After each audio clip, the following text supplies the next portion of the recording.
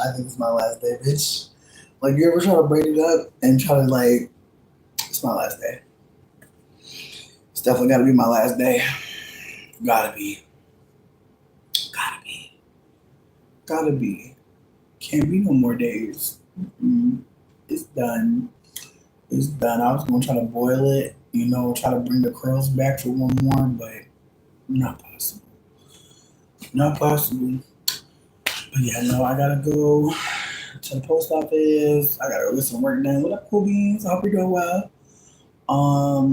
I got some things to do today, but I'm definitely gonna take some time to socialize because I have not been here. And there's been no real reason other than Taurus season was very restorative. I don't know about y'all, but I swear I did not realize Taurus season was going that fast. I feel like I really rested during Taurus season. But Gemini season, Gemini season really fucking me up, you guys. I'm not gonna lie. Like, I feel mentally, I don't know how y'all do it. I don't know how Geminis do it. I got so many thoughts, bitch. I like every situation. I got so many thoughts. Hey Shanice, hope you're doing well. But yeah, like I said, I just want to come through and socialize a little bit before I had to go do some work. But I do obviously have a couple of topics. I have a couple of things to bring to you. But I figured I would start off with Gemini because and maybe it's because I have a Gemini dad that really didn't set me up for believing in Gemini people. Like, I really just didn't get a good representative from the Gemini crew. And then the girlie that had fucked my man in the swamp, another Gemini. And then the single daddy that had took a photograph of my photo ID, another Gemini. So again, I'm just saying, every time I link up with them, I'm like, please, please. Like, I'm always begging.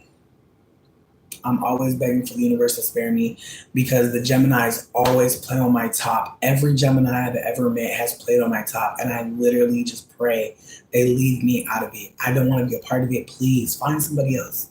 Please, please, please, please. I'm telling you, I've never had a good experience with Gemini, and it's unfortunate.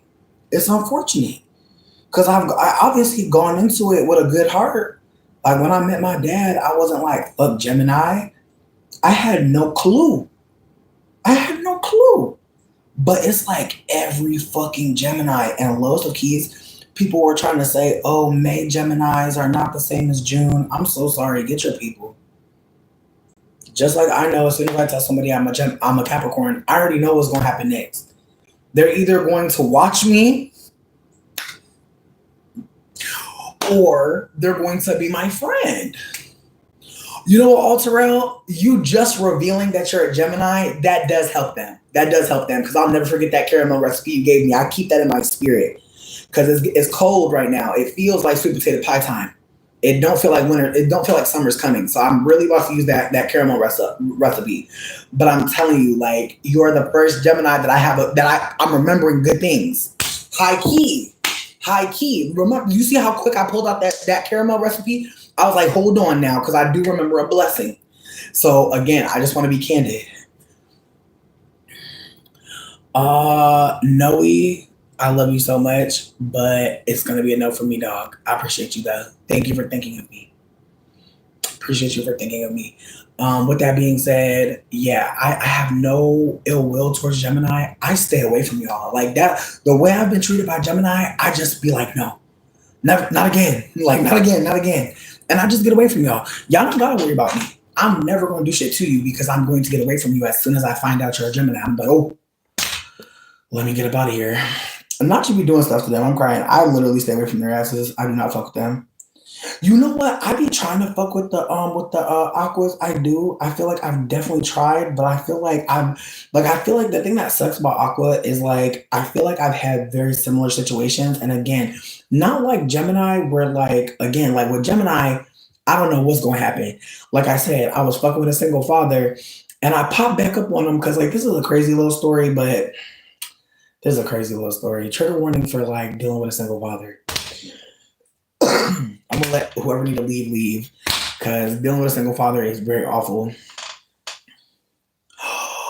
Cool Beans, that's fucked up. If anybody has some money to send to Cool Beans for a DoorDash, please reach out.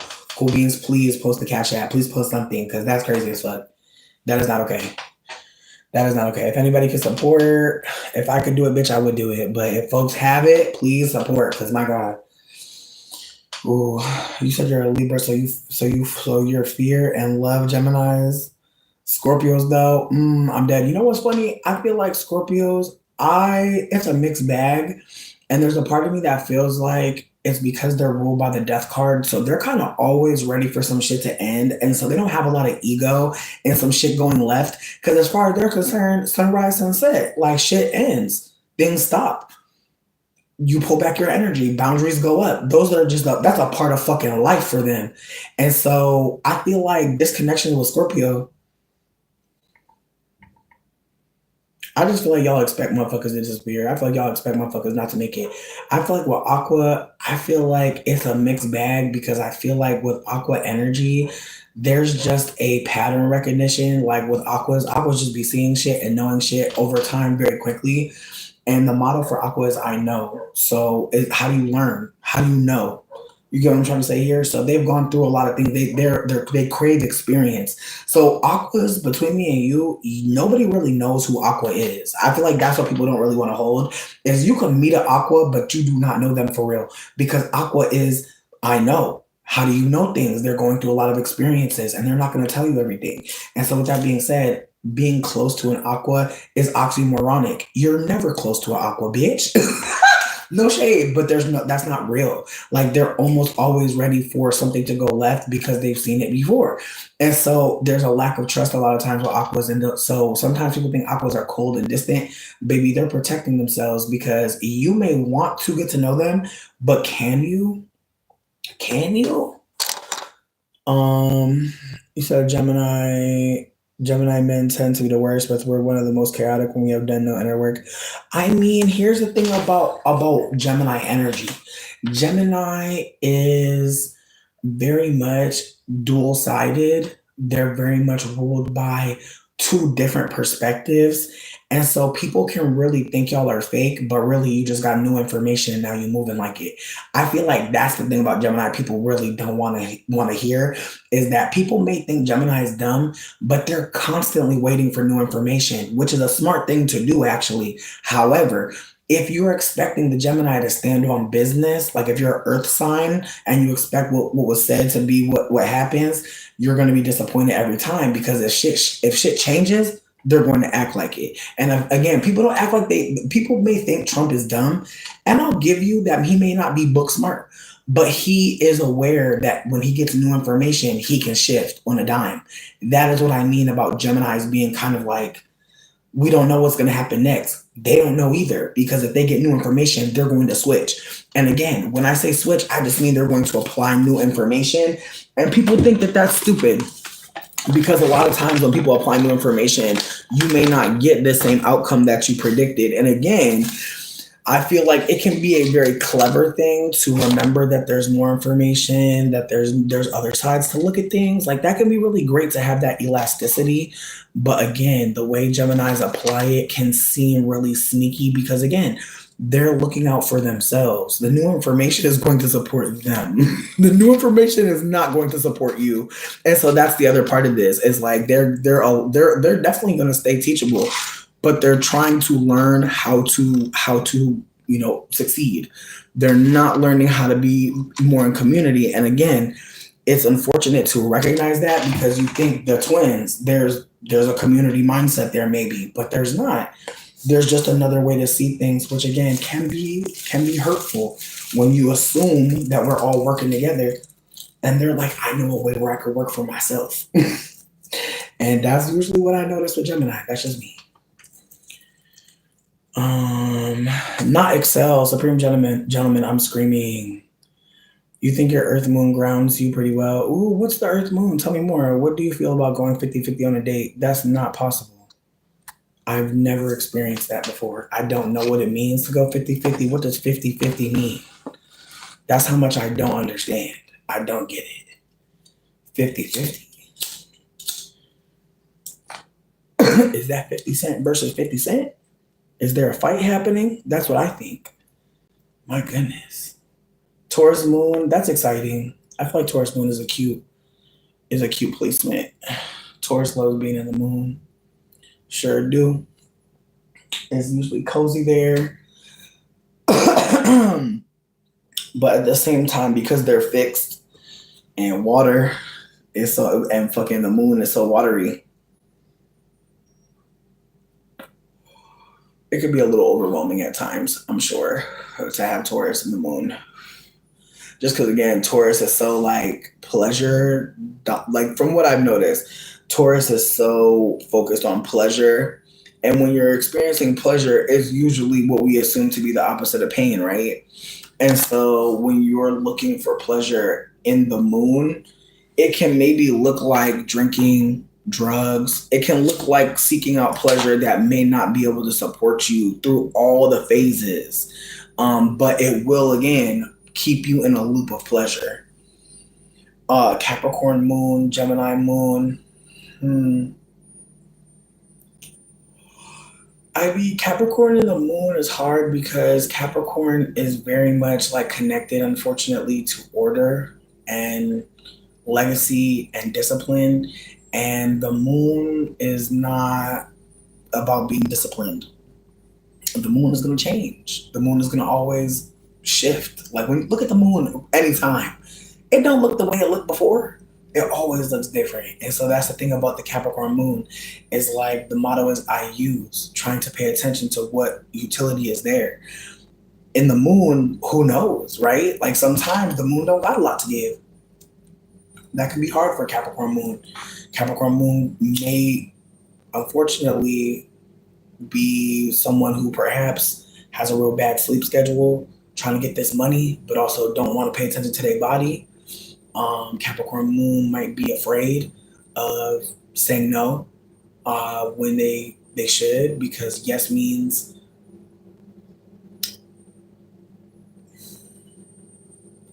benefits. And Gemini moon, personally, I feel like Gemini, like I said, Gemini is the twins, dual-sidedness, and then what is the moon doing? Constantly changing. And so Gemini moon can actually be one of the hardest placements for people mentally, because it's big, like energy aligning with the time type shit. So Gemini moon, big question mark. Absolutely absolutely in excess. And again, I don't mean that if you have a Taurus moon, you're going to be a crackhead. What I mean is if you're a Taurus moon, you're probably going to be chonky. Like, that's all I mean. You're either going to be a little chonky, or you're going to be maybe a little more broke because you buy nice things. Like, again, like Taurus in the moon, like Taurus loves, like Taurus is I have. Think about that. The moon is I feel. So you're very interested in feeling like you got some shit. So as a big bag bitch, I'm going to get a big plate. I feel I have. You know what I mean? I feel I have. I feel. So again, it's just, it might mean that you know what I mean? You have taste. You have good taste. And that might get you in trouble a little bit because, again, depending on the energy, depending on what's going on, you're like, oh, bitch, I need this antique. You're like, oh, bitch, if I don't eat this piece of chocolate, I might beat your ass. Like, it's unfortunate, but I feel like that's the thing about Taurus and the moon. Taurus is very much like, I need what I need. I have needs. I have needs. And the moon is very much like, well, what you need today. And dealing with that every day can be hard because, again, every day, can you meet your needs every day? Sometimes probably fucking not. Taurus got very, very intricate needs for pleasure. So again, I'm not trying to play nobody with a Taurus moon. I'm just saying. And I'm going to be candid. I have a fucking Sag moon. So I'm right there with you, bitch. The moon is I feel. Jupiter is I think. I analyze. And so again, with that, like, and also Jupiter rules Sagittarius. So Jupiter is expansion. Jupiter is our luck planet. So in the moon, I'm very lucky. I have a very lucky moon sign because in my moon, And also Moon and Sag is the Nine of Wands. I want to be candid that I'm trying to learn all the placements of the cards. So I don't know them all yet, bitch, but I'm working on it. But you can look up what placements are what tarot card. But the Nine of Wands is Moon in Sag, meaning like moon in expansion, like a moon that's always shifting, but it's getting bigger. Even though it's shifting, even though we don't always know what the moon gonna give, it's still getting bigger. So with that being said, with someone with a Sag moon, I feel like I'm constantly thinking about like thinking outside the box. I'm constantly unwilling to yield to like what people on this planet are telling me is possible. I'm constantly thinking beyond what I feel. And so for me, I feel like in the moon with Sag, I want to know so bad that I will spend hours of my life like just reading. I will spend hours of my life listening to people because I know that they have something to share. I will spend parts of my life just gaining information. Like Sag is big scholar. Sag is big. I want to know. I have to know. Sag is very comfortable going to the library and spending the whole day there. Sag is very comfortable taking a class that they would never have taken a year ago, but who cares? Like they're here now. Why not try it? Sag is very much like, you know what? I don't know what's going to happen next, but I'm going to keep trying. And so, with that being said, the Sag and the moon is very much like, I believe and I hope this shit going to work. And also keep that in mind. Pisces is Neptunian, right? Pisces is the 360. People may think that they see Pisces as like a signal for alcoholism at times. I've seen that. I've seen people say similar things about Taurian people. And from what I've gathered is Taurus, much like Sag, much like Pisces, has a thirst for more. And we live in a world that tells you to shut the fuck up and just work and make money. The way is that our expression is throttled because of how we live, it kind of spells disaster for some of us. I totally understand in ways how Piscean people get caught up with drinking because it can make you feel like you're in the right headspace to be on this earth. And I think some people don't want to think about that, that some people's drug use or their addiction is actually a mask so that they don't have to be the full self that they are that's not being accepted. And so a lot of Pisces people, what they don't tell Pisces people is your your uh your motto is I believe. And belief can do a lot of damage. You can believe things that are so not true and it can fuck you up. And just like you can believe things that aren't true, you can believe in things that are very true and they can also fuck you up. And so again, it's the ways that Pisces has so much intuition because they are the water sign, because they are getting downloads, because they are special. But their specialness in this world is seen as not special because again, when you live in a world that tells you to, hi, how are you? Like all of that manufactured performance of behavior is killing the water signs. Like a lot of water sign people, whoa, leave them alone. Like if you don't have no good things to bring to them, leave them be. Because again, this planet is mostly water, bitch. What's happening to it? Like just consider the matter that those people are using to be connected to this shit. It's not good. And so I say the same about earth signs. A lot of us are like builders, we're thinkers, we have so much to offer. And the world is like, do you have a degree? The world is like, do you have the paper that symbolizes the time you've been able to labor so that you can deserve this? Like, again, it's the ways that like a lot of earth signs are very disgruntled because we have an innate desire to build, to create, to be protective. And do you get to be those things here? No. Just like I think the same about the air signs. Like we don't live in a world that considers the nuance of everything. We live in a world that's very much like if you're white, you're right. That is fucking mentally debilitating. And again, for black folk who are not for black folk who are air signs, this time, Age of Aquarius is going to be one of so much being uncovered that I fully unfortunately expect many black folks to have all types of mental breakdowns. And it's unfortunate that we're not preparing for that community wise, because that is a big part of mutual aid and supporting the collective. it's the ways that there have been moments where I've learned things that have really had me sitting with again, the lack of consideration of what the fuck psychopathy really is. We think psychopathy, because of the world we live in, is just killing people, like in a house, like spooky music plays. Like we think that we're seeing, like that's the only way to be a psychopath.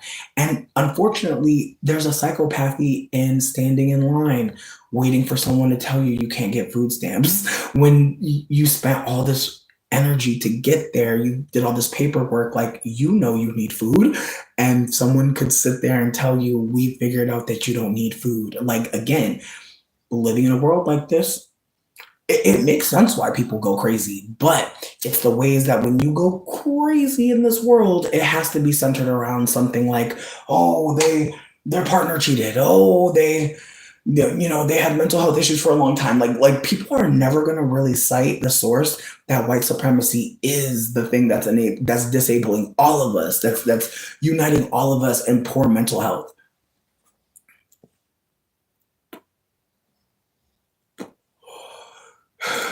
If you're saying something wild, I'm gonna get you out of here. If you're saying something wild, I'm gonna get you out of here.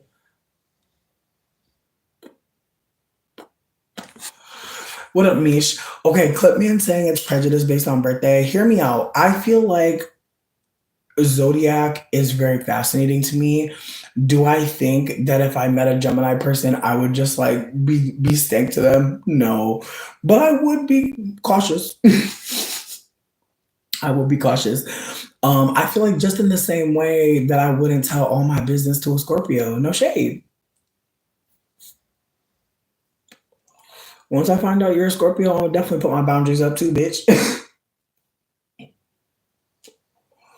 But I will tell my business to a Cancer, because again, bitch, I just feel like, again, as a Capricorn, that's my sister sign. My Cancers be getting it. Like, I feel like the things that you can't say, and I feel like this is a Earth sign, you cannot say everything. As an Earth sign, I have had to learn the hard way. You cannot say everything. And I have a Mercury, meaning my throat chakra is in Capricorn, meaning I love to say everything and anything. I love to use words. Using words is so fun. Using the voice to share an idea, to sing a song, how exciting.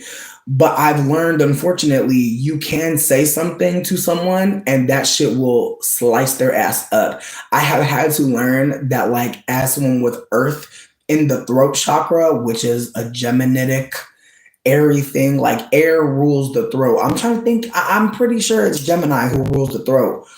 And so with that being said, and it's also Taurus.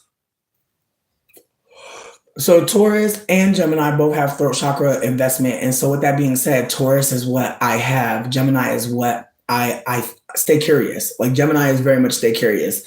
And so with that being said, when the throat chakra is in I have and stay curious, and a bitch that is using language, a user of language, a utilizer of language comes through, that can be kind of hard, because people do not want to hear sometimes the ways that the transactional ways that we're living. Some people don't want to hear about that. Some people would rather pretend like everything's just, oh, I go to this bakery, and I feel like sometimes we forget that, like, sometimes the connection is not deeper than what we can do for each other. And I think some people get really upset about that like we're talking in a way that's very much, what are you going to do for me?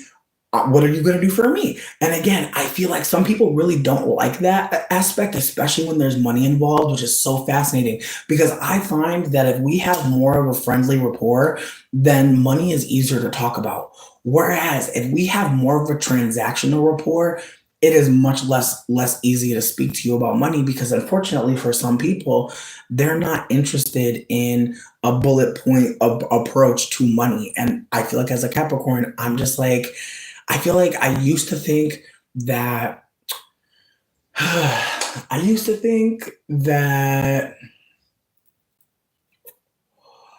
trying to, like, be financially invested with people or trying to, like, talk about money with people was easy, but now I find it to be quite hard, because you can kind of tell in certain combos that this person is expecting you to operate a certain way. and there's no conversation about it, but you can feel that anticipation of like you're going to do something for me that's going to, be benefiting me only. And I feel like I've had those combos with people where they were like, oh, the benefit for you is just me being here. The benefit for me is one that I can detail. And again, I feel like because I am someone invested in business, I've been trying to figure out how to communicate with people in a way so they know like I'm an individual, I'm not a corporation.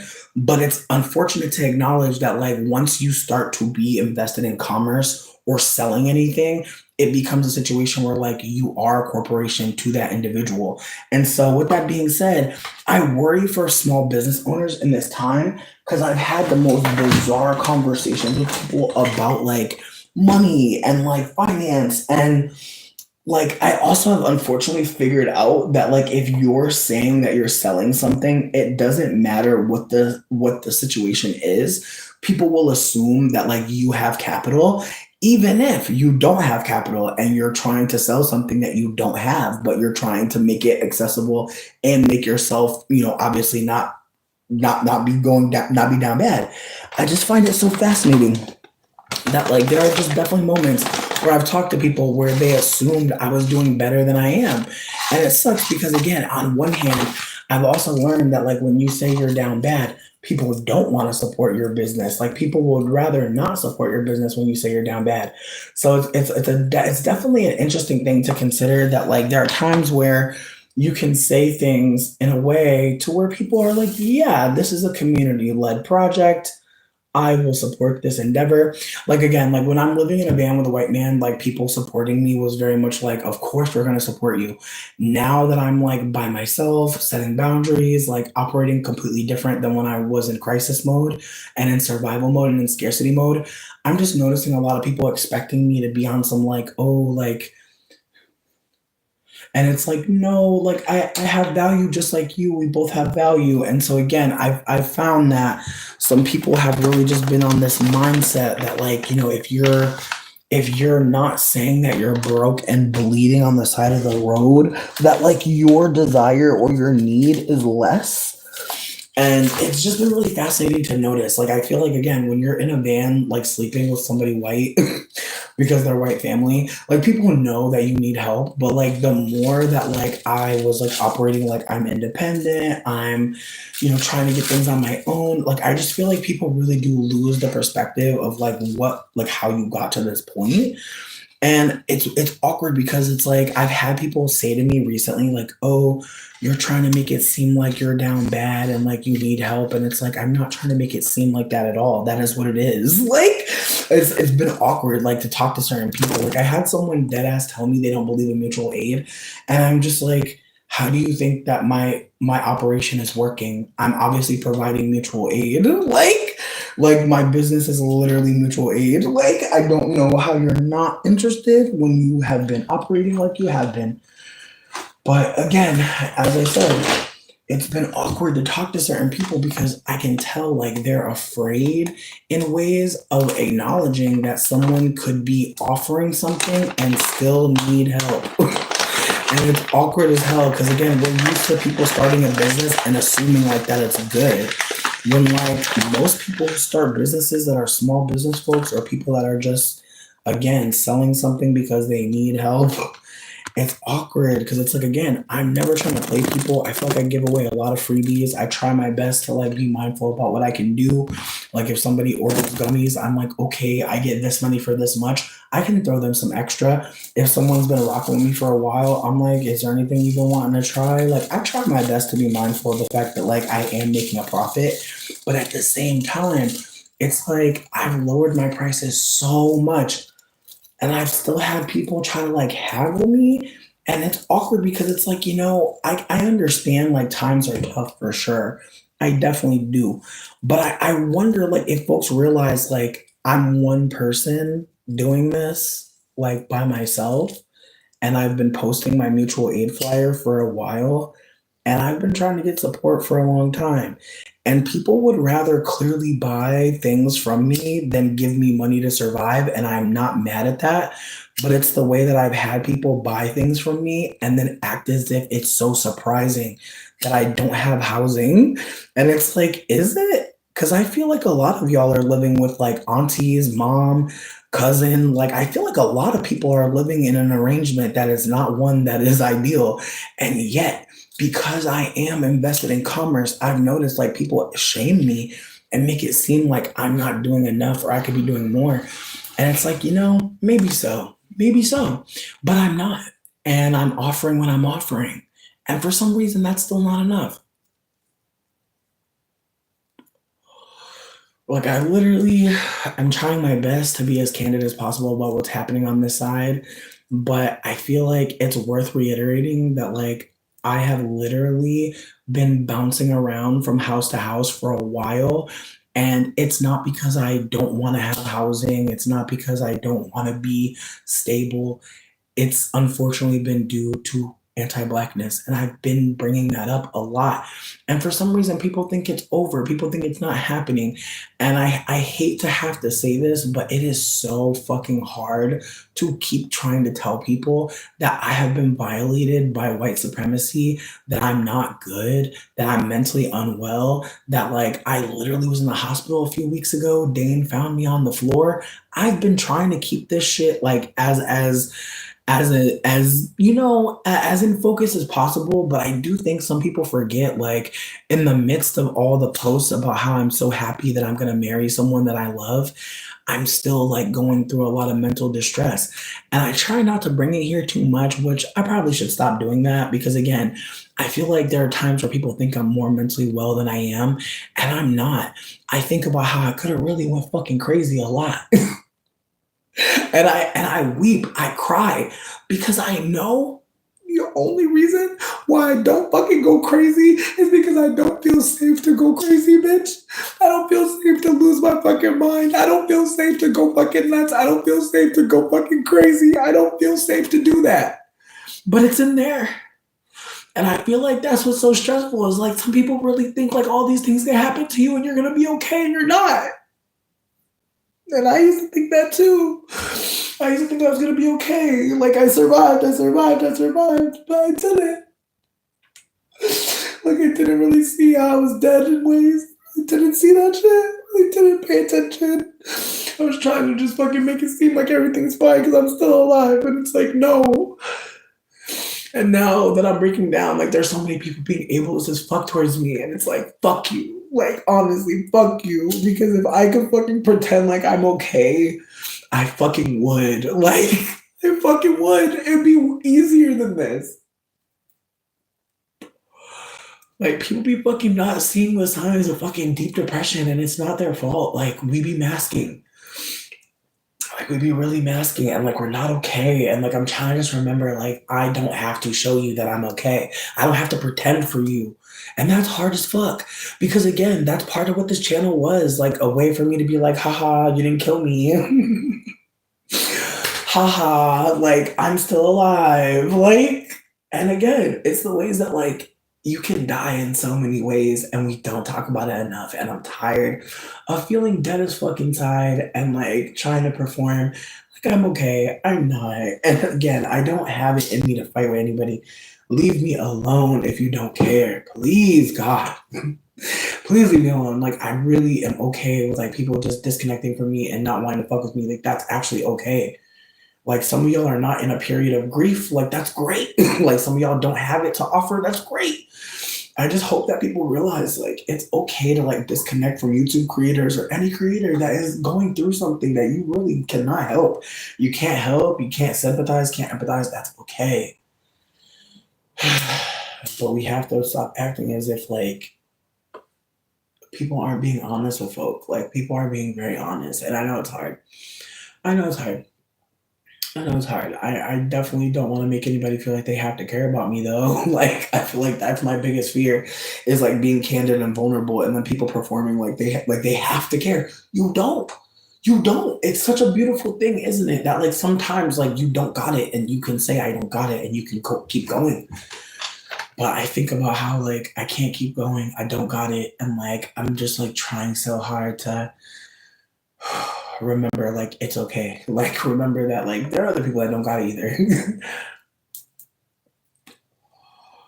And I just again I don't expect anybody to really care too deeply about me. I'm a fucking random manifestation on the motherfucking internet. Like real talk, like we may never even meet, and that's okay. But what I'm trying to offer is like it is so wild to try and like exist transparently and vulnerably and meet folks that are like trying to use that against you or trying to use that desire against you. And it sucks so bad because all I want to do is just like exist. I don't want to be internet famous. I don't want anybody to like pretend to like me. I don't want anyone to fucking do anything that's gonna make them feel uncomfortable. And yet, like, I don't have that same thing being offered to me. And I feel like that's what I'm lamenting is that like I have so many connections that I'm grateful for, but I don't know how to acknowledge them in the ways that they are. Like I'm still trying to figure out how to say thank you to everybody. Like I'm still trying to figure out like how to fucking be present in, you know, joy. It's not just all depressing shit. Like some of the shit is like really tragic because like I've had to hold that like I don't really know how to be like consistent with people. Like I feel like I'm always kind of waiting for like us to just not align and just have to grieve that. And so I've had some connections with people where they were just very confused on why I was so infrequent. And it's like, dude, I don't think you realize how hard it is to have friendships and maintain them. And I'm not saying that to be shitty. I'm saying that to acknowledge that like maintaining connection with people is not something I'm good at. And I'm trying so hard, but I'm also trying to remind myself, bitch, there's a reason why you're not good at this shit. Like I'm trying to just remind myself, like, it's a reason why like you didn't learn that shit. And I have to just hold that like there's just so much information in our pain and our disconnection and not feeling safe. Like I'm trying to just analyze it. And again, I say all this to say that I'm not good, bitch. I'm not fucking good. I'm not good at all. And I think that that's scarier than pretending to be good. And I've been definitely trying not to do the scary thing. I've been definitely trying to do the most safe thing, the easiest thing, and it's hard. It's hard as fuck. And so I'm here to just be super candid that I am mentally unwell on a level that is indescribable because I already know. Like I already know. It's the way that I'm afraid of fucking going to jail. And that is like that and that's the most sick thing. Like what I do for work can definitely be seen as like very risky, but I think the riskier thing is talking about white supremacy. Like that's the sickest part about it is like people have really threatened my life over whiteness more than anything else. And it's like yikes. Again, it's the ways that like the thing that's really putting all of us in danger is white supremacy. And it's the ways that I be trying to be scared of other shit, but it's like, no, no, no, that's the thing. That's the evil. That's the scary thing. I love Zodiac talk too. I'm crying at somebody bringing up that I'm smoking weed at 11:15. That's what time it is for you. Yes. Yeah, you know what? Taurus also rules the throat as well. You should look into it. Taurus rules the ears, the throat, and the larynx. Larynx. I just learned that recently, so I'm not even trying to play with you. Oh man.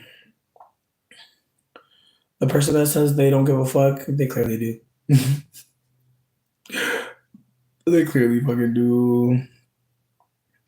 Um, Thank you for liking my hair. I'm excited to take it out. I'm gonna make my boyfriend help me because I just can't do it no more, bitch. It's just gotta come out. I didn't even wash my scalp this whole time, bitch. I just found out how to wash your scalp with braids, and I'm sad because it's like, damn, bitch. Like I don't know what this shit about to give. I also got a wig that I was thinking about sliding into after I take my braids out, but I don't know.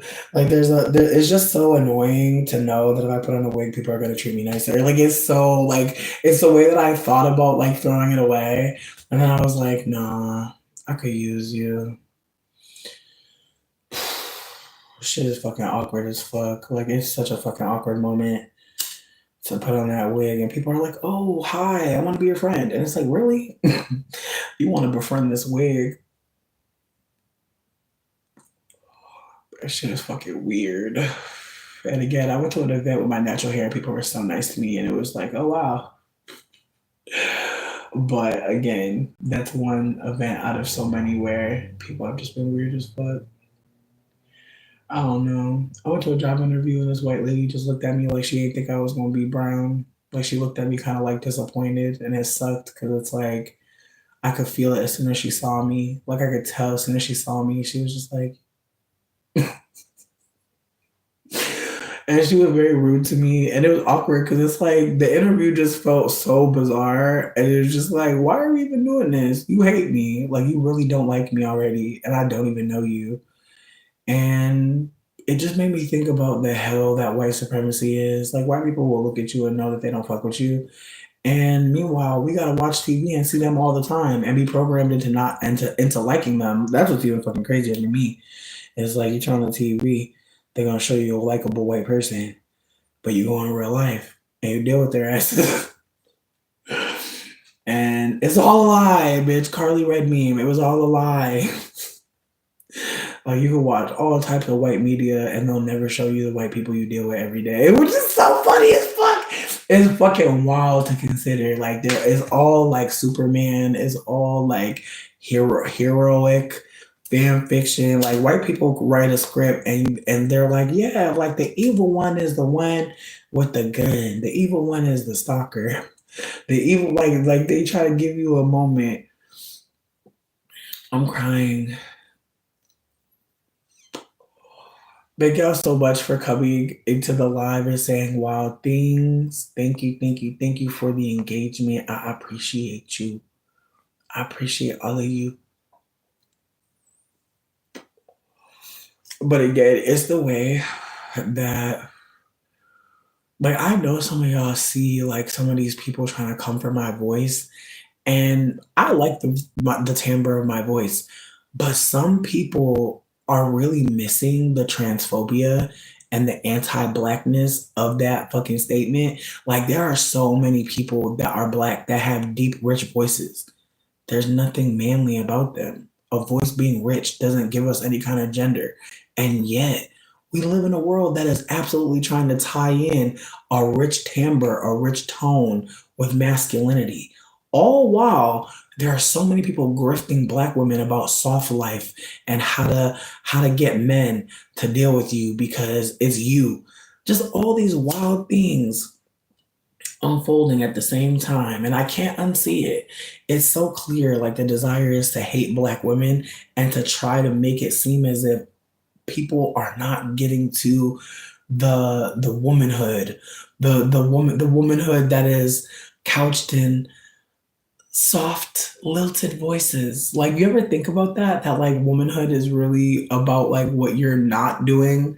Like they're saying that a man would sound like this but a woman would sound like what? Again, it's the way we live in a world that like yo, when you really think about like how patriarchy has harmed women, like on some like not even like the big shit, like the little things that people really don't think about, like, and let me not do that. I don't say people don't think about it, but people may not hold that like down to the shoes, the shoes that men created for women to wear. Let's be real, they're shoes that are not that like a lot of them are meant to make sure you can't get away. A lot of them put you on a pedestal, a little riser. A lot of them put you on a display, on a tilt, It tilts you.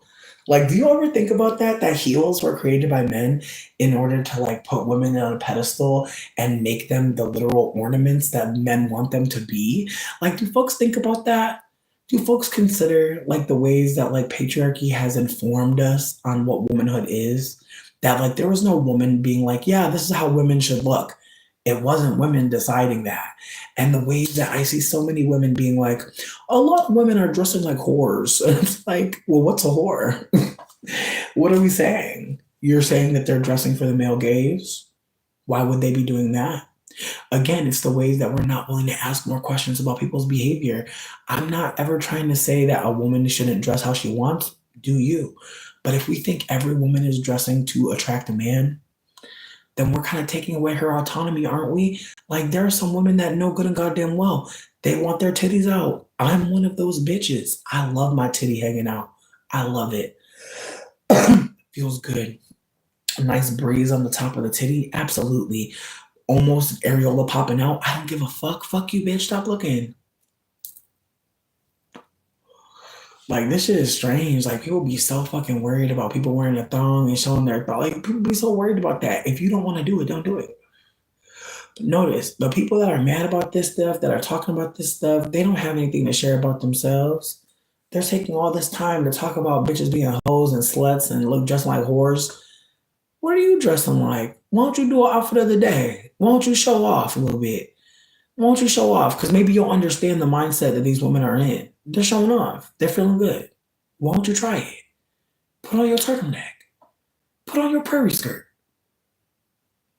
Do a TikTok. I really like. I feel like there's a way to talk to these people without having to be mean to them. Like, maybe you want to show off. Go ahead. Put on your vest. Get that vest. What the fuck? Get you that career woman basic. Get you that career woman jacket. Put your jacket on. Go ahead. Somebody right now about to go crazy in a romper. I hope you have fun. But damn, leave sluts and whores alone. We're not bothering you. You know we're not bothering you. You're bothered, but we're not bothering you. I've seen somebody talking about, oh, a lot of black women aren't classy these days. And I'm like, what? You realize that no black woman owes you to be respectable, right? That a black woman can look all types of ways, that she can dress any way she wants. And that doesn't mean anything about her. We don't know anything about her. We can see black women dressed all types of ways. We don't know them. Leave them alone. If a black woman isn't looking the way you want her to, why don't you go buy a doll? Right then and there. You can dress that doll however you want. And maybe you'll think to yourself, why the fuck am I trying to make a human person do whatever the fuck I want to do? Like, damn, why didn't I just get this Barbie and just shut the fuck up? It would have been easier. That's not true. And see, I feel like that's a thing too about like thinking that I'm a masculine female.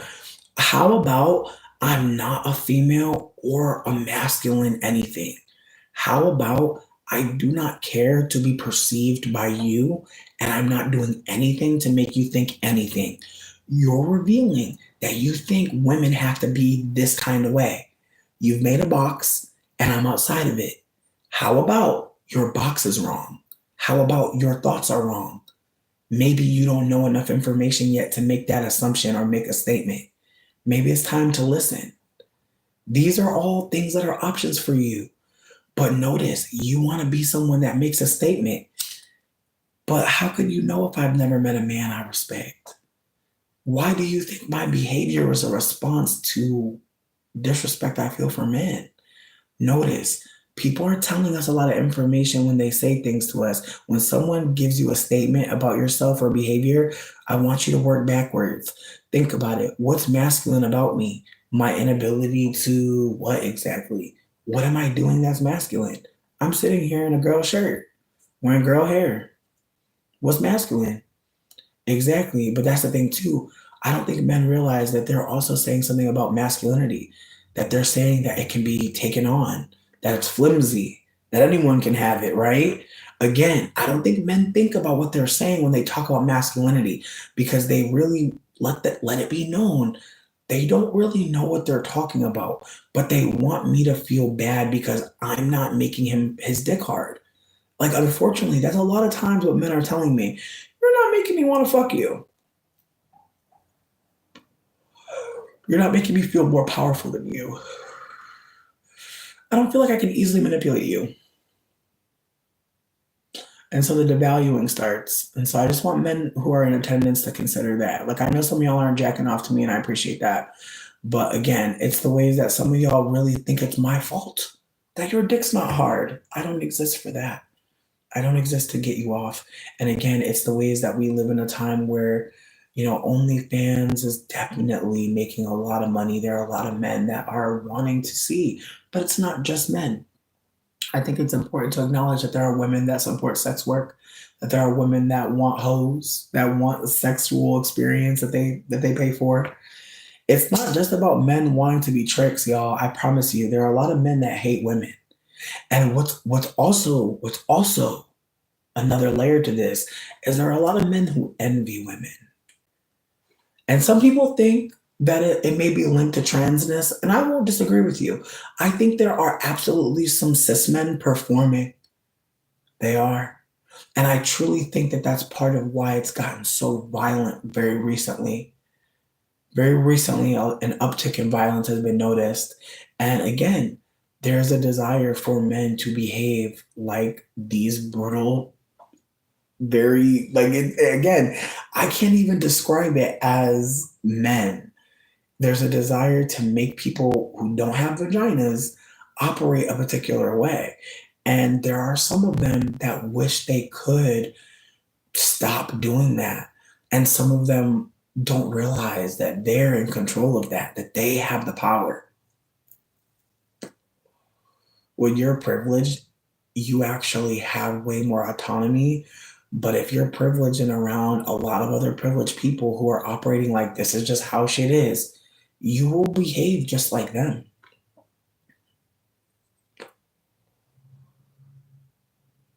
Mm. Mm. And you know what, Talia? I appreciate you for saying that. Or Talia, I'm not sure how it's pronounced, but I got you if you tell me. But there's a way that, oh, thank you, Eric. I appreciate you. Oh, thank you, Kyle. But there's a way that people will operate, like, again, as a privileged person, like, I do have moments, or I did have moments where I was thinking about how I was not seeing myself the same anymore, and how I had to really hold that, like, there are moments where I have a lot more power than maybe I'm willing to acknowledge. And again, it's the ways that, like, white supremacy does lay the perfect scene for privileged people of color to operate like we are the most marginalized, and we will take on inaction. We will take on a lot of, like, talking. We won't take on a lot of action, or even, like, you know, operating in a way where we can talk to other privileged people. And so I'm trying to just hold that, like, in the midst of learning about my privilege, I definitely was like, oh shit, and worried and afraid about, like, all the harm that I'd caused, worried that people were going to be upset with me, worried about all these things. And it was awkward because at some point I had to recognize that my worry, my fear was my privilege reflecting back at me, that, like, I had finally, like, broken the spell in my own mind, that, like, I was in danger because people were being candid about, like, the harm that people, like, that look like me have done. Like, there's definitely, like, a moment where, like, white people will have to hold that fear they have of being seen as, like, white, oppressor, privileged, like, they have to hold that's coming from inside the house. That fear, that dis-ease, like, that's coming from you. And so there's gonna be men that have to hold, like, that fear of women, like, that's coming from you. That's coming from your own projection.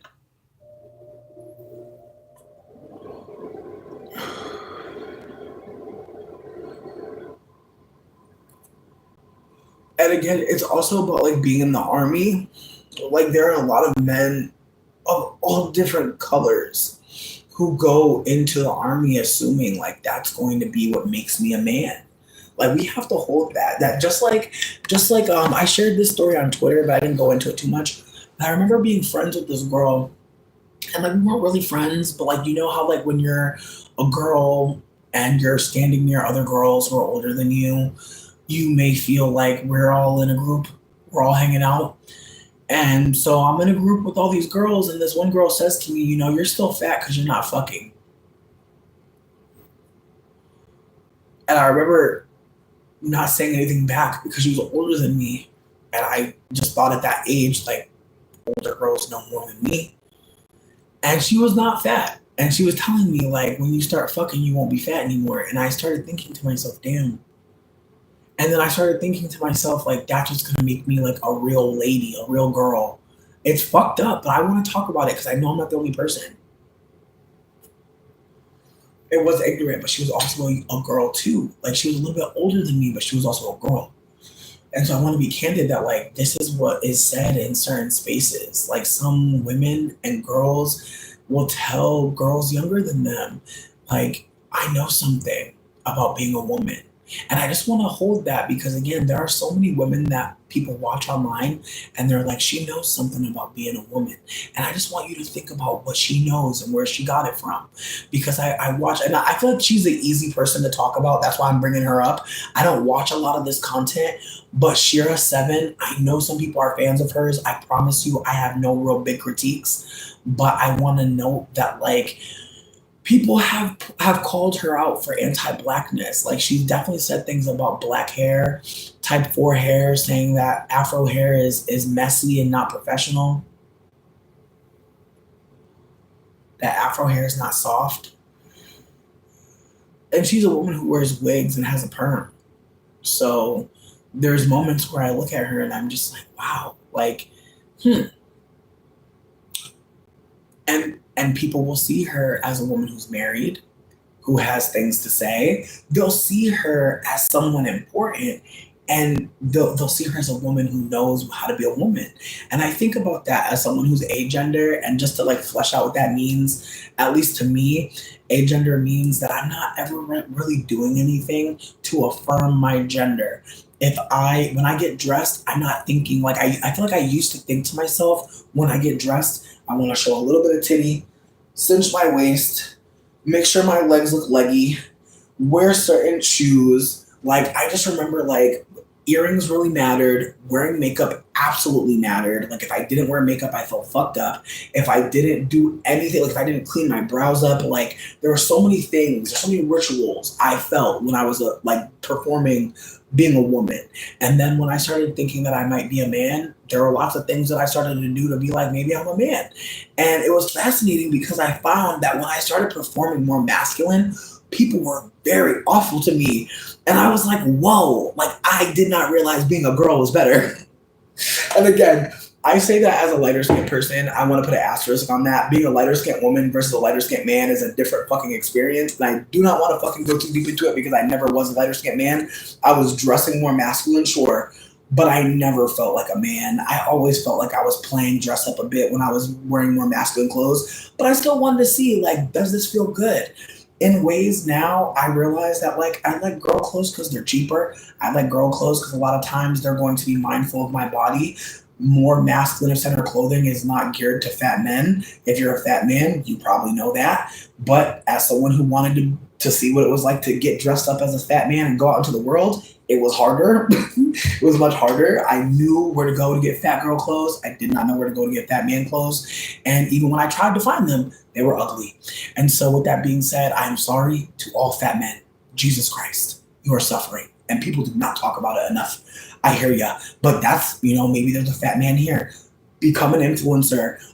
If I can start you off on a path, her name is Samyra, Samyra. She's the Babop girl. Some of y'all don't know about Babop. Go to Samyra. Check her out. She's a black girl from Louisiana, and she's very interesting. But again, someone coming in here asking me if I'm a lady, like, that matters. Does that matter if I'm a lady or not? It doesn't. Again, I share my story because I've lived like 1,000 lives, and I wanted to. I wanted to see what it would be like to live like this. I wanted to know what it was like to get dressed like a fat man. I wanted to know. But Lord, you can't help me. You can't help me. I'm unhelpable. I'm unhelpable. I'm sorry. And the thing is, these systems right now are the wings. The last pillars are starting to crack. True. People forever miss the days when they could have black women the way they want, when she had agency to herself, and when she had to have agency of herself. See, and that part. And when people say that they miss those days, I'm grateful that there are so many Black women who have survived in their lineages to tell their stories. There are so many moments where I am just sitting with the reality that there have been so many Black women that have dared to say the truth and were fearless, or maybe not even that. Maybe I'm projecting. Maybe I'm thinking that they're fearless, but really, maybe they had a lot of fear, and maybe they said it didn't matter. Maybe they put their fear to the side and said, "What matters more is you, the Black person alive today, who knows that they did not just fucking accept this shit." What up, Gavin? Thank you for the cointadas. I appreciate you. I'm gonna buy some papers later. But yeah, with that being said, like there are layers to this conversation, and I'm not trying to do too much, but I just want to say, like, when I thought I could be a man, when I thought maybe I'm a man, like I definitely dove into it. I definitely tried to see like what is it giving. And again, it wasn't genuinely a social experiment. It was more me like realizing at some point that I could no longer perform as a girl. I could no longer operate like I'm just, and again, even saying it like that, like I feel like there was a moment where I realized, like, I don't have to do this. I don't exist to be sexy. I don't exist to be pretty. I don't exist for anyone to look at me like that. And I feel like, again, it's the ways that, like, when you're, and I want to just, again, just pull back and notice that, like, when people talk about lighter skinned people, when they talk about exoticals or mixed women, a lot of times people are telling us we're beautiful to the point where it is actually fucking like it stunts our growth. And I know some people don't want to hear this. I'm sorry. I'm sorry. But this is it's something I'm realizing like later in life, that like people seeing you as beautiful is really like dehumanizing. And I know some people don't want to hear that because we're trying to get to the beauty every day, right? I know. I'm sorry. I'm so sorry. Like I don't even want to be this person. So instead of being this person, I'll be the person that gives you a link. Ayanda Stood, AYANDASTOOD. Her content is like taking mushrooms personally. I feel like if you want to start with a video before the beauty combo, just to prime you up, the video is called "Of Course You're Inconsistent, You Are Not a Machine." Swear to God, that video like set me free out of so many fucking boxes I had placed myself in. And the video really had me realizing, like, hold up, hold on now, hold on now. You're right. I am not a fucking machine. There are things that are going to happen that make me inconsistent, and that is actually okay. And acknowledging that inconsistency with dignity and grace is how we move forward, baby. But the combo on beauty, like people thinking that you're beautiful, it feels nice, but like there are moments where I hold that like people think that they know things about you because of your attractiveness, or people are fascinated by you in a particular way. And I notice it so much with like more celebrities like these days, like the people are so invested in their beauty. And it's awkward because when a woman stops being beautiful, and I've noticed that, I'm not saying nobody named bitch because fuck that. But for the sake of the convo, there are moments where women will get surgery clearly to look more beautiful, clearly to maintain beauty, and people will be like, "You lost it. It's gone." And just the ways that, like, I remember Tamar crying. I'm only saying Tamar because I feel like she's been outwardly outspoken about like getting surgery and people being mean. And it's the ways that, like, I just recently saw a Black woman got her nose done and people were going in on her. And it was so awkward because it's like she got the nose done so that y'all would talk about her in a nice way. Like, she didn't get the nose done so y'all could do what y'all were doing. Like, clearly, like, I refuse to believe people just get their nose done because it's personal. Like, I truly believe that other people have said things, or other people have uplifted people in front of you that did not have the same nose as you. Like, I truly don't believe that anyone's just like, "Oh, I don't look good." I truly believe we live in a world that shows noses that are ethnic and just so big. And again, I've never had anyone say anything about my fucking nose.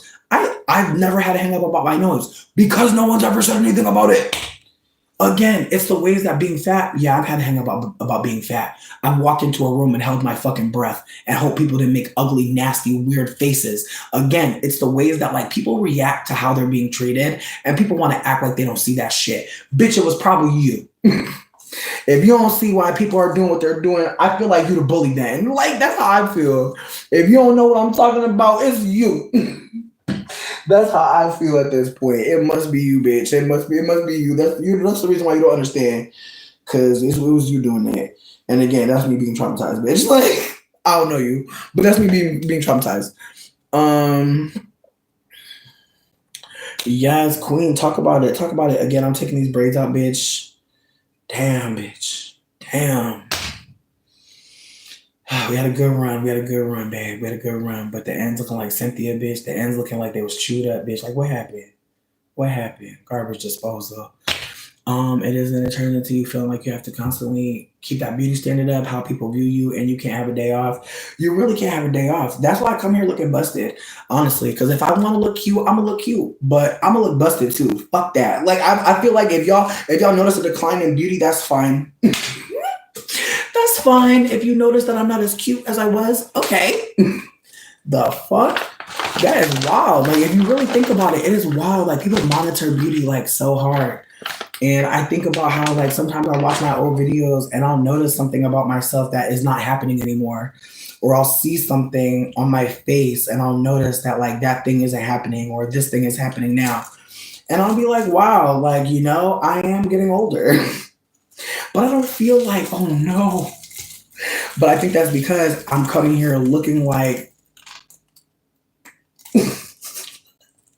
because when I want to get cute, bitch, you're gonna see it. You're gonna see it. When I want you to think I'm beautiful, well, but if I don't care, if I'm like, if I don't care about looking busted, like, then y'all have less power over me. That's how I really feel about it. If I don't care that I look busted, can't nobody fuck with me. That's how I really feel. If I don't invest too much in looking cute every day, y'all can't get me. No, thank you for saying that, Kyle, because I feel like I probably stopped at a weird part. But what I was trying to say is, like, as a lighter skin person, people do automatically find beauty in us. And I've seen people be like, they're not cute, they're just light skinned. And it was awkward because it really had me sitting with the reality that, like, people can say you're beautiful, but they can really not necessarily mean it. Like, and I don't mean it to be like, they're lying to you. What I'm saying is that there are times where like when I go on Plenty of Fish, I get like at least 20 fucking messages that all say, hey, beautiful. And like, hear me out. I feel like there are men that know that if they say, hey, beautiful, someone's going to say something back because they're like, oh, you call me beautiful. And so with that being said, there's moments where I'm like, I don't really think they all think I'm beautiful. I know some do. But it's the ways that like there's moments where when men compliment my beauty, it is so over the top that it's kind of uncomfortable because it makes me feel like, damn, like you really think you're ugly. Like that's what be coming out a lot of times is that this man is praising my beauty so much because he feels ugly. And recently I had a convo with this man and I told him I'm spoiled and I'm a brat. And he was like, well, you're beautiful, so you can be that. And I was like, anybody can be spoiled. And he's like, even me? I'm like, if you're spoiled, if you're a brat, you are a brat. Like being beautiful doesn't change that. Beautiful or not doesn't change that. But I feel like in the moment, he was really like, bitch, you really think I could be spoiled with you? You really think like you would accept me being spoiled? And like in retrospect, no. Not because I don't think he's cute though, but I do have to hold if I did think he's cute, I might have accepted it. I might have talked to him differently. I have to hold that like personally to me, he is not cute to me. And I know that he wants something from me. And so I'm going to talk to him as long as I know I can get something. If I'm not going to get anything, I'm going to leave him alone because he is not cute to me. And again, I'm saying that to say that like if someone is cute to you, you'll really hold space for more things being possible. Whereas if someone's not cute to you, you'll be like, you know what? I'm gonna hold you. Like I'm going to use your energy. I'm going to energy vampire on you. Again, it's the ways that I've learned this over time that there are men that will really do a lot for me just because I'm next to them. Like that's something that I've learned. No one told me like, oh, if you're cute to a man, he'll do things for you. No one told me that, but I've learned over time that if a man values you in a particular way, and 9 times out of 10, it's not just because you're beautiful. It's because you're beautiful and you're showing up places and giving him value. You're doing things for him in the home. You're doing things for him in his mind. You're doing things for him spiritually in his soul. And so with that being said, there are times where it's very clear to me that like this man values me to the point where it's going to change my life. I know for a fucking fact that if I don't invest in beauty from time to time, that like I will not be treated a certain type of way. If I don't, like right now, I know my hair look a fucking mess. Again, it's fine. It's not the end of the world. But if my hair looks quote unquote better or like well done, then like people will think I have more value. It's unfortunate to hold that reality, but I know what it's giving. I've done the data, like I've done the analysis. I've gone outside looking dusty. I've gone outside looking like I've invested money in my look and I've invested nothing in my look. And I've noticed that when you invest a lot of money and time, time, and labor, because it's not like I'm just like standing there like powering up. You have to work at it. And I think about the girls that like think that beauty is just like it's innate, that some people just have it. And it's like, no, it's the way that it's been perpetuated. But even then, it's like, what are the symbols of beauty really? And I feel like depending on who you ask, you'll find all types of things. Like for me, I think people who are larger are beautiful. I'm not saying people who are thinner aren't beautiful. What I am saying is I look for the larger people. I look for the bigger people because I think that they're beautiful. And so if someone were to ask me like what is beauty, I'd be like fat. Fatness, largesse, bigness.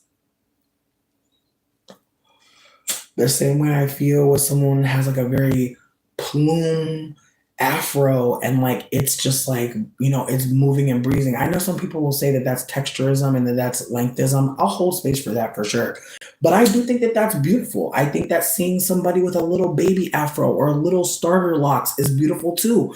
I don't think it's less beautiful. What I'm trying to note though is like when I'm looking for the beauty, I'm looking for hair, I'm looking for bodies, I'm looking for fatness, I'm looking for lips, I'm looking for cheeks, I'm looking for smiles, I'm looking for teeth.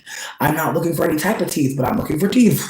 I'm looking for nose, I'm looking for nostrils, I'm looking for noses that are like a little lower in the bridge. I'm looking for noses that are so circly and so cute and have like the cutest little nostrils. Like I love that. But again, how did I get here? Because I woke up and out of my mom's coochie and was watching Disney just like y'all. I was watching things just like y'all, wasn't I? But I liked other things, and like maybe it took me more time to figure that out, but I still did.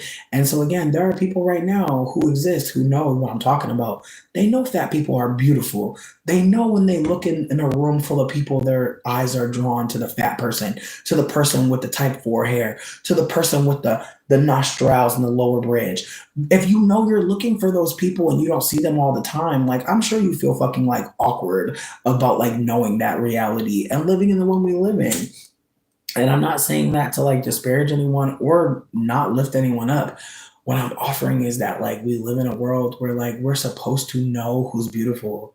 We're supposed to know, and there's a reason, because those people are supposed to get the benefits, right?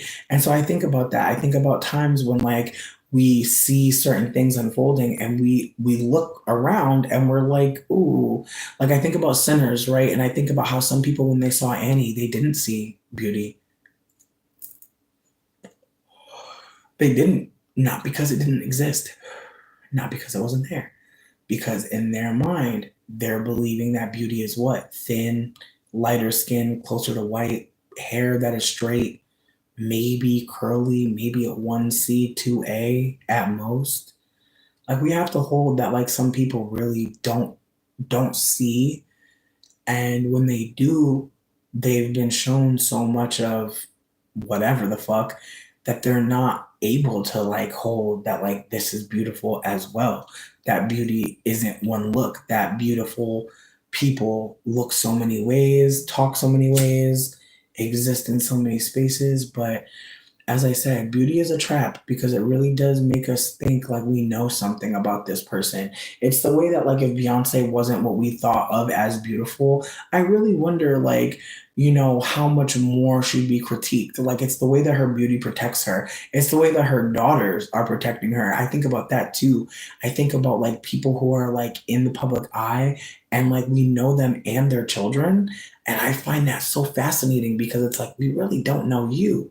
Why would you put your children out here when we don't know really anything about you? And like now people are projecting on your like that's actually kind of dangerous. And I think about how people won't see what Beyonce's doing with Blue and Rumi as like dangerous until it becomes very obvious in a way that like people won't ignore it. But as of right now, people think it's cute, people think it's fun, but it's not. It's actually not okay. Listen, I don't want to say Jay's being protected by Blue, but I will say this: Blue Ivy is a young Capricorn, and the thing about being young in Capricorn is it's an oxymoron. Capricorns, when we're young, we're business minded. We're very aware in a way that again comes from the intelligence of the world we live in, and so the world that she lives in is offering her only so much intelligence, enough intelligence to know that being like her mother and not like her father is important. And I don't think people really think about what it looks like for Blue to try to take on what her mother is taking on because people clearly see her as blacker than her mother. People see her as a part of Jay-Z more than a part of Beyonce. And so there's a part of me that feels like that could be why she's begging to be on stage. She's begging to be connected to the parent that people like, the parent that people talk about online that she doesn't look like. And again, do I think Blue don't look like her mother? No, I don't think that. But I do think that because people know that she has a black father and a mixed mother, people are going to be especially anti-black to her in a way that they won't be towards Beyonce.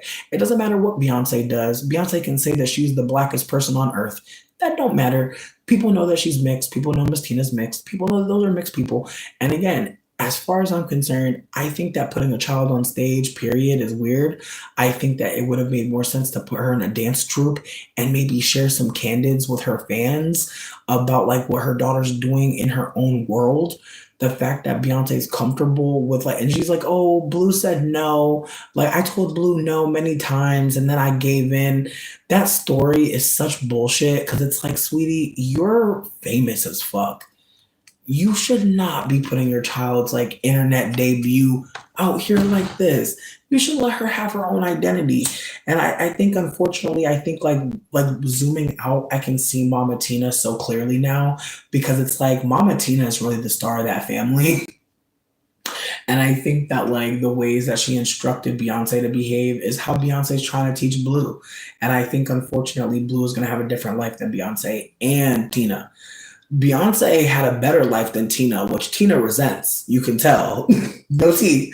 You can tell Tina really hate that her daughter doing better than her. And it's also awkward as fuck that Tina be accepting awards on her behalf. I'd be like, really? But again, I think that unfortunately Beyonce may unfortunately follow in her mama footsteps. And I know what that's like to have an evil ass mama, which is partly why I don't have kids. There's many reasons why, but one of them is I would hate to have to tell my baby. So yeah, right. So you know how you came out of my coochie? Bitch, I came out of this evil bitch coochie. I would hate to have to tell that story to my baby, and my baby would have to know. I would have to tell my baby at some point, like where we both came from, like because again, my baby was inside of me when I was inside of my mom. She might have some things to say about that. She may have some recollections. You know what I mean? Who knows? I just feel like emotionally, I don't have it. I can't tell you about your white granny that's evil. I can't do it. I'd rather not. I don't even want to have a cat and have to tell the cat about this shit, but I might one day. She would critique no matter what she chose to do. There's no way to win here. I disagree. I disagree.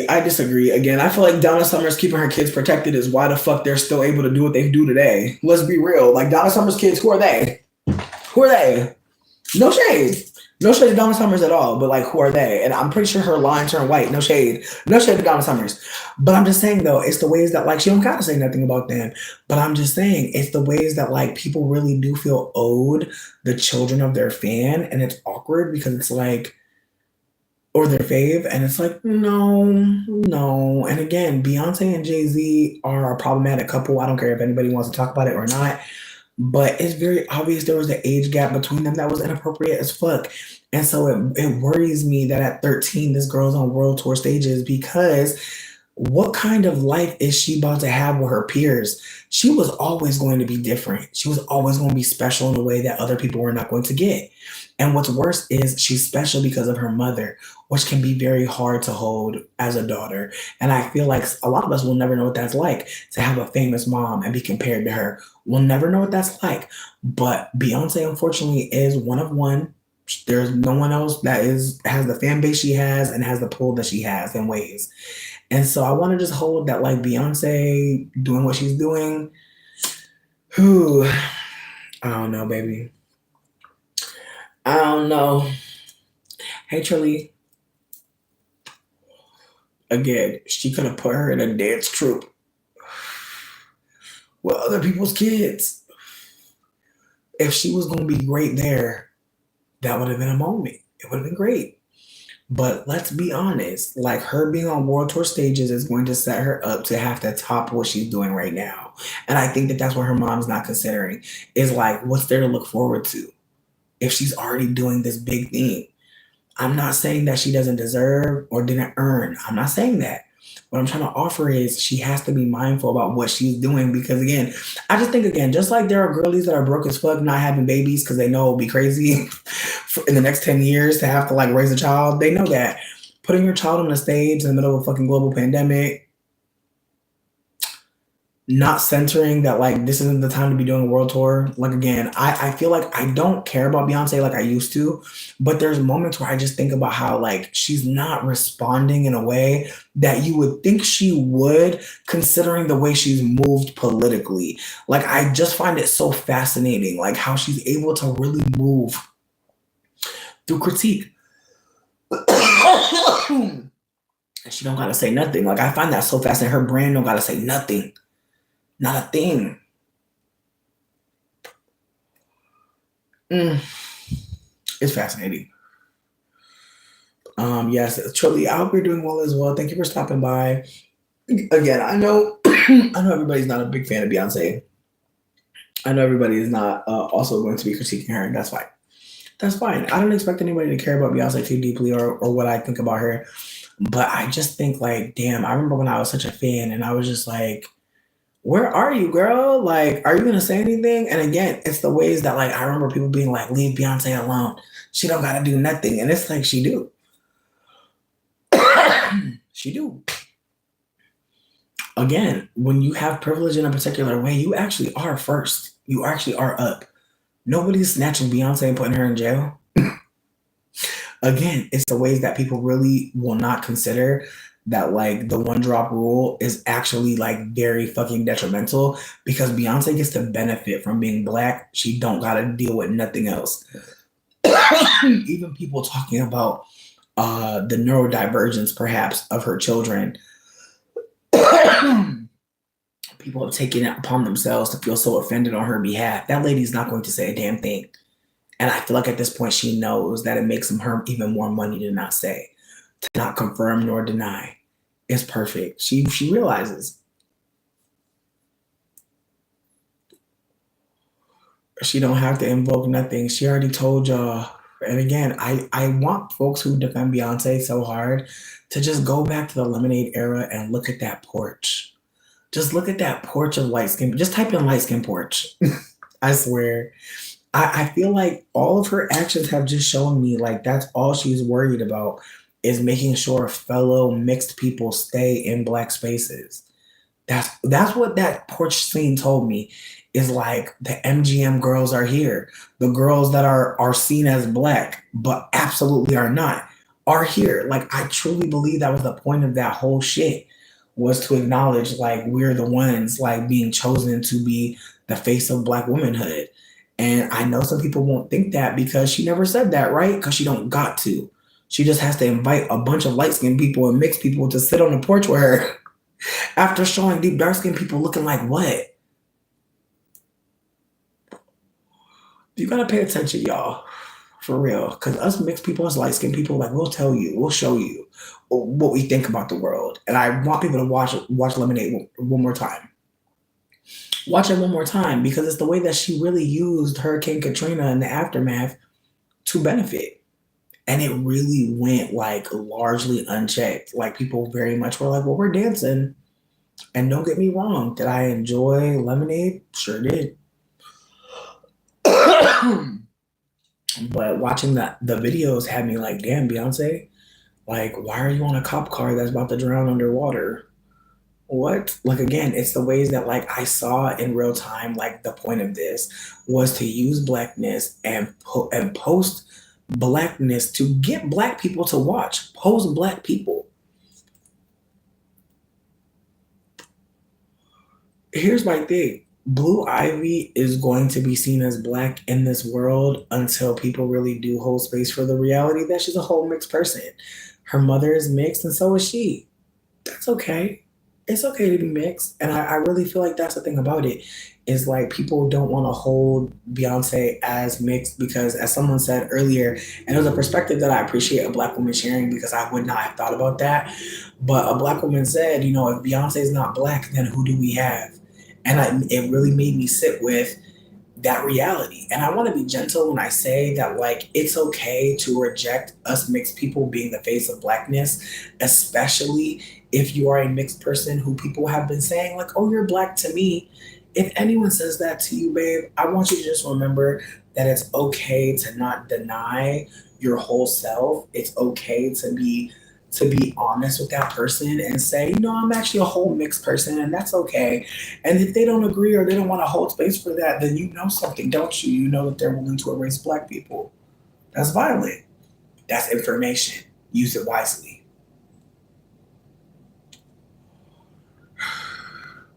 Gentle G, I don't think so. I think unfortunately when deep dark skinned people talk about us, people drag the shit out of them. And so I'm trying to hold space for the fact that no one's gonna drag me on my shit. Either you're going to leave or you're going to block. You feel me? Like, again, I'm trying to hold the reality that, like, I used to be worried about talking about what deep dark skinned people talk about in terms of uplifting their sentiment. But I had to hold that, like, my fear was of other light skinned people. That was my fear. My fear was light skinned people. I have to hold that no deep dark skinned person has ever really gotten upset with me for saying that like us light skinned people are operating like X, Y, or Z. They're usually grateful that someone is saying it and willing to take on whatever the fuck comes next. Because again, it's the way that like when I made my anti-whiteness video a few days ago, that was the first time I ever got a restriction on my video for smoking. Y'all know I smoke every fucking video. The white people were so mad, they were like, she's smoking. Like I said, the people that I'm in danger, the people that put me in danger are not black people. So I'm just putting that out there. And yes, again, when you're a lighter skinned person, it's on us to talk about the things that are, not talk about, it's on us to affirm the things that are being said.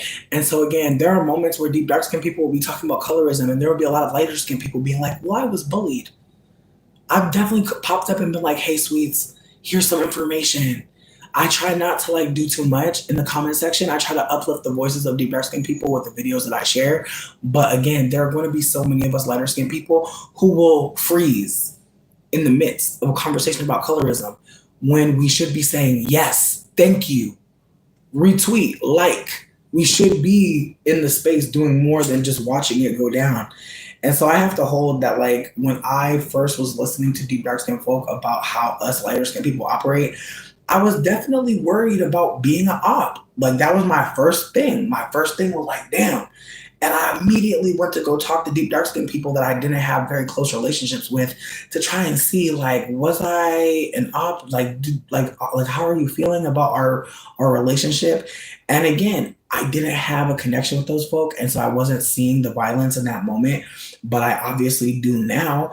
But again, in that moment, I was more worried about being a bad person than I was considering that I could right then and there be scaring the shit out of a deep dark skinned person who's like, fuck, I gotta tell this light skinned person they're cool.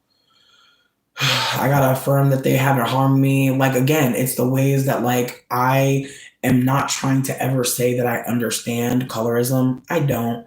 What I'm trying to offer is that I am seeing myself as complicit in the harm. And there will be a lot of moments where us as lighter skinned people can actually like do more than just witness someone else light skinned getting dragged. We can also bring up moments where we might have done that same thing. We might have thought something like today. There was like I was saying, there was a lighter skinned person talking about getting bullied, and I'm like, being bullied isn't the same as systemic harm. And they were more willing to listen to me as someone who has experienced being a lighter skinned person, having privilege, and is working with it, versus the deep dark skinned people who have experienced the harm, which is problematic as fuck. I'm not trying to make it seem like it's good that anyone's listening to me. What I'm trying to offer, though, is that just like there's white people who tell on white people and people want to kill them, want to beat their ass, it's for the best that that white person did that labor. And I wouldn't even call it labor. They did what they were supposed to do, which is uplifting the harm that they can also perpetuate. And so that's why I'm saying what I'm saying is that Beyonce has absolutely championed other light-skinned people. Look at who she's protéged. We know about Chloe and Halle because of why. I'm not saying these women are not talented, but it is fascinating how she picked these girls up and they had fans. They already had people that loved them. And then what happened? People could say that it's because Halle got pregnant. People could say all types of things. But in retrospect, I hate to say this, but I feel like, and this is my personal feelings, I feel like Beyonce doesn't know how to age gracefully. I feel like she is still trying to be the number one. And you can't protege people and be number one at the same time. That's not how that works. And so with that being said, I do think that she is a very calculated spirit. And I think that she goes out of her way to make it seem like she's benevolent. And even the way people like talk about Beyonce being like, oh, Beyonce, it's so weird. And some people don't want to hold it, but it's the ways that like people may not want to hold all of what I see.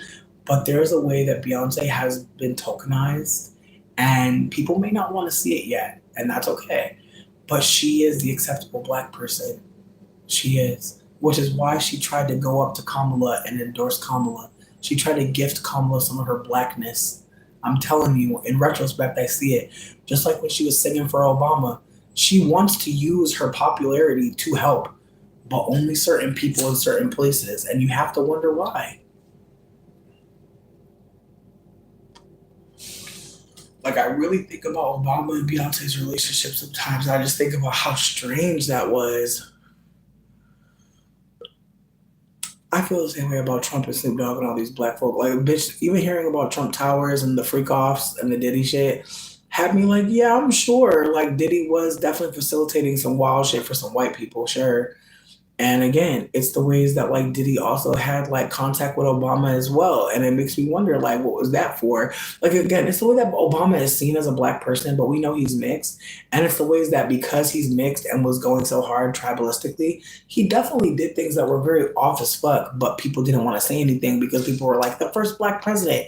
And it's awkward because, again, it just reminds me that like identity politics is very dangerous because sometimes we think that someone's like sometimes their identity is just giving like, we should trust them.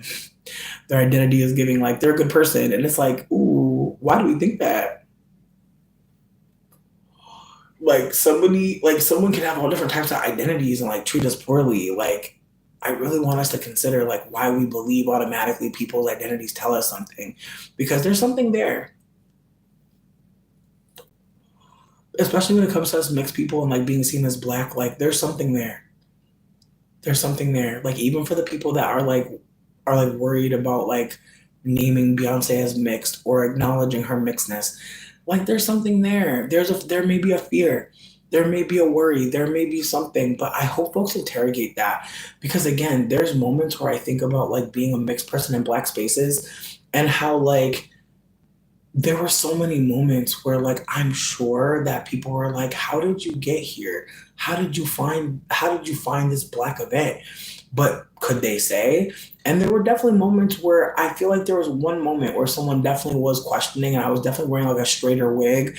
I definitely looked like definitely more Blasian, or probably just Asian bitch, honestly, who knows? But people are definitely like, like, how did you find this event? And again, it's the ways that like there are so many of us mixed people who are trying to find identity and holding on to Black ancestor in this way that is actually quite colonized. And I hope that folks realize like it's okay to be mixed. It's okay to see a mixed person and acknowledge that they're a mixed person. And I don't want anyone to feel like they have to be the one to tell the mixed person you're not Black, because again, we can be very violent when that happens. And I don't want anyone to put themselves in any danger. You can definitely tag me in if you see anybody gaslighting and being weird. Like I definitely am okay with sharing links and information to again diffuse situations where like us mixed people are being very fucking manipulative, because I've seen it go down in real life where like there's mixed people just being fucked up. And so I try to do my best to share with them. But there's definitely moments where like I've had to, be like, hey, you're being anti-Black to a point where I gotta block you now because I can't do no more. And again, it's not anyone's job to be getting people together, but I want folks to hold that there are going to be moments where like it's really not you, like especially Black folks, it's really not on you to be teaching anybody anything. Like Black folks, Indigenous folks have been teaching people so much, haven't they? And what has that helped? And so I think about how sometimes like helping someone is like getting away from them. Like I really think about that. And I think some people don't like that because again, we have such abandonment. So I understand like being worried about people just leaving you behind, but I hope that people know like it's actually okay to just be like, I actually don't have it. I can't do it. I don't know. I don't want to do it. I don't think that this is for me to do. I've actually already given too much. I'm actually going to save the rest of my energy for myself. Like that's okay. And I know that there are so many Black folks who have been told like, you have to be working hard for me. You have to be creating something for me. You have to be, available to me. Like that's what I see a lot. And again, I'm not saying that like I know anything about being a lighter skinned person in particular. I'm not saying that I'm like a light skinned whisperer. I'm not saying that I'm going to be able to help every light skinned person. I'm not saying that at all. What I'm trying to offer is I truly believe that a lot of us light skinned people, especially when we have white passing or white mamas and Black fathers that are not a part of our life, we can find our way in this world in a way that's problematic, and people may not see it that way. People may think that, people may think benevolently about us. And I've definitely had people be kind to me when they could have chosen not to be. And that would have absolutely made fucking sense. It would have been reasonable for them to actually not accept what I'm saying or what I'm sharing, or it would be reasonable for them to be like, you actually, don't know what the fuck you're talking about. And so with that being said, it's the ways that like us lighter skinned people get to talk a long time, get to say a lot of things, and people don't check us and people don't say, you don't know what you're talking about, or shut up. Like again, it's the ways that like people have been very polite to me, even when I didn't deserve it. And I want to hold that like there have been more Black women that have supported me and cared for me and showed up for me than any other woman. There have not been any other woman who has ever showed up for me like Black women. And I have to say that like as someone who thought they were a Black woman and has had to learn through experience that like Blackness is not something that a white passing mother can gift you or offer you, I have to also hold that like I'm always trying to consider that there is a young Black girl out there who doesn't know anything about us erasing, like doesn't know anything about one drop rule, doesn't know anything about lighter skinned people causing harm.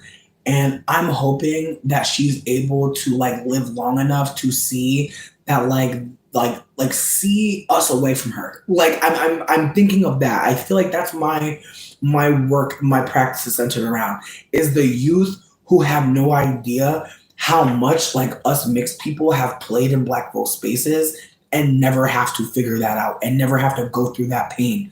That's what I create for. Because again, there have been moments where there have been deep dark skinned people who have told me straight up, I'm scared. I'm worried. Like these are things that like not every person gets access to. And again, when I say get access, I just mean like I have not always been in a room where black folks could say that they were scared or that they didn't like what was happening.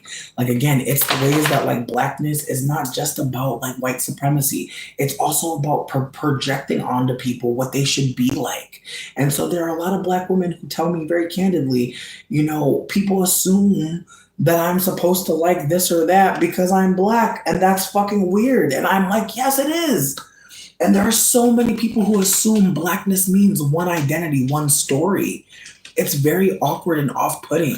Not every black person has the same culture or identity, and it's important to hold that as well. Just like when I thought I was a black person, I assumed that there was a way to do it right and a way to do it wrong.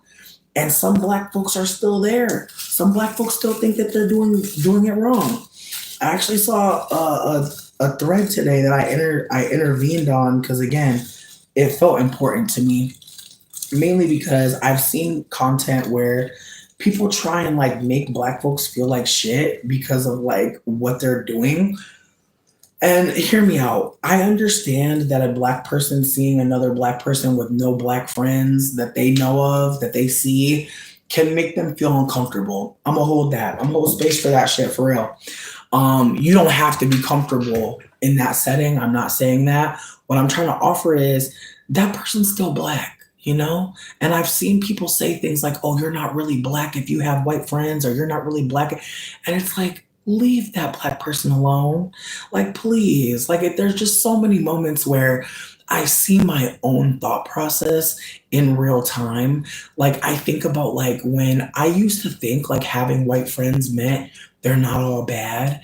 And so many people think that somebody with white friends is a hater on themselves or hate black people or hate their people. And really, what I hate to tell y'all is some of us really think like, no, we found the white people that are doing the work. We found someone. It can't be all of them. Some of us really think like our white friendships are a testament to white supremacy getting better. I hate to tell y'all that.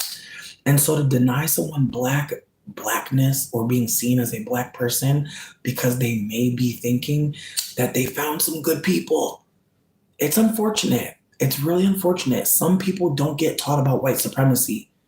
Some don't. And I really hate to tell folks that because there's so many people who operate like we all just know about it.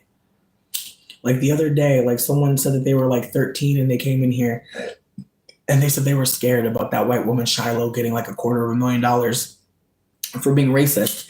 And I was like, what are you scared about? And I was genuinely not sure what they meant. What's scary about that? But in retrospect, it's like, of course it's scary. Of course, so someone white being rewarded for racism is scary. But again, it's the ways that sometimes we operate like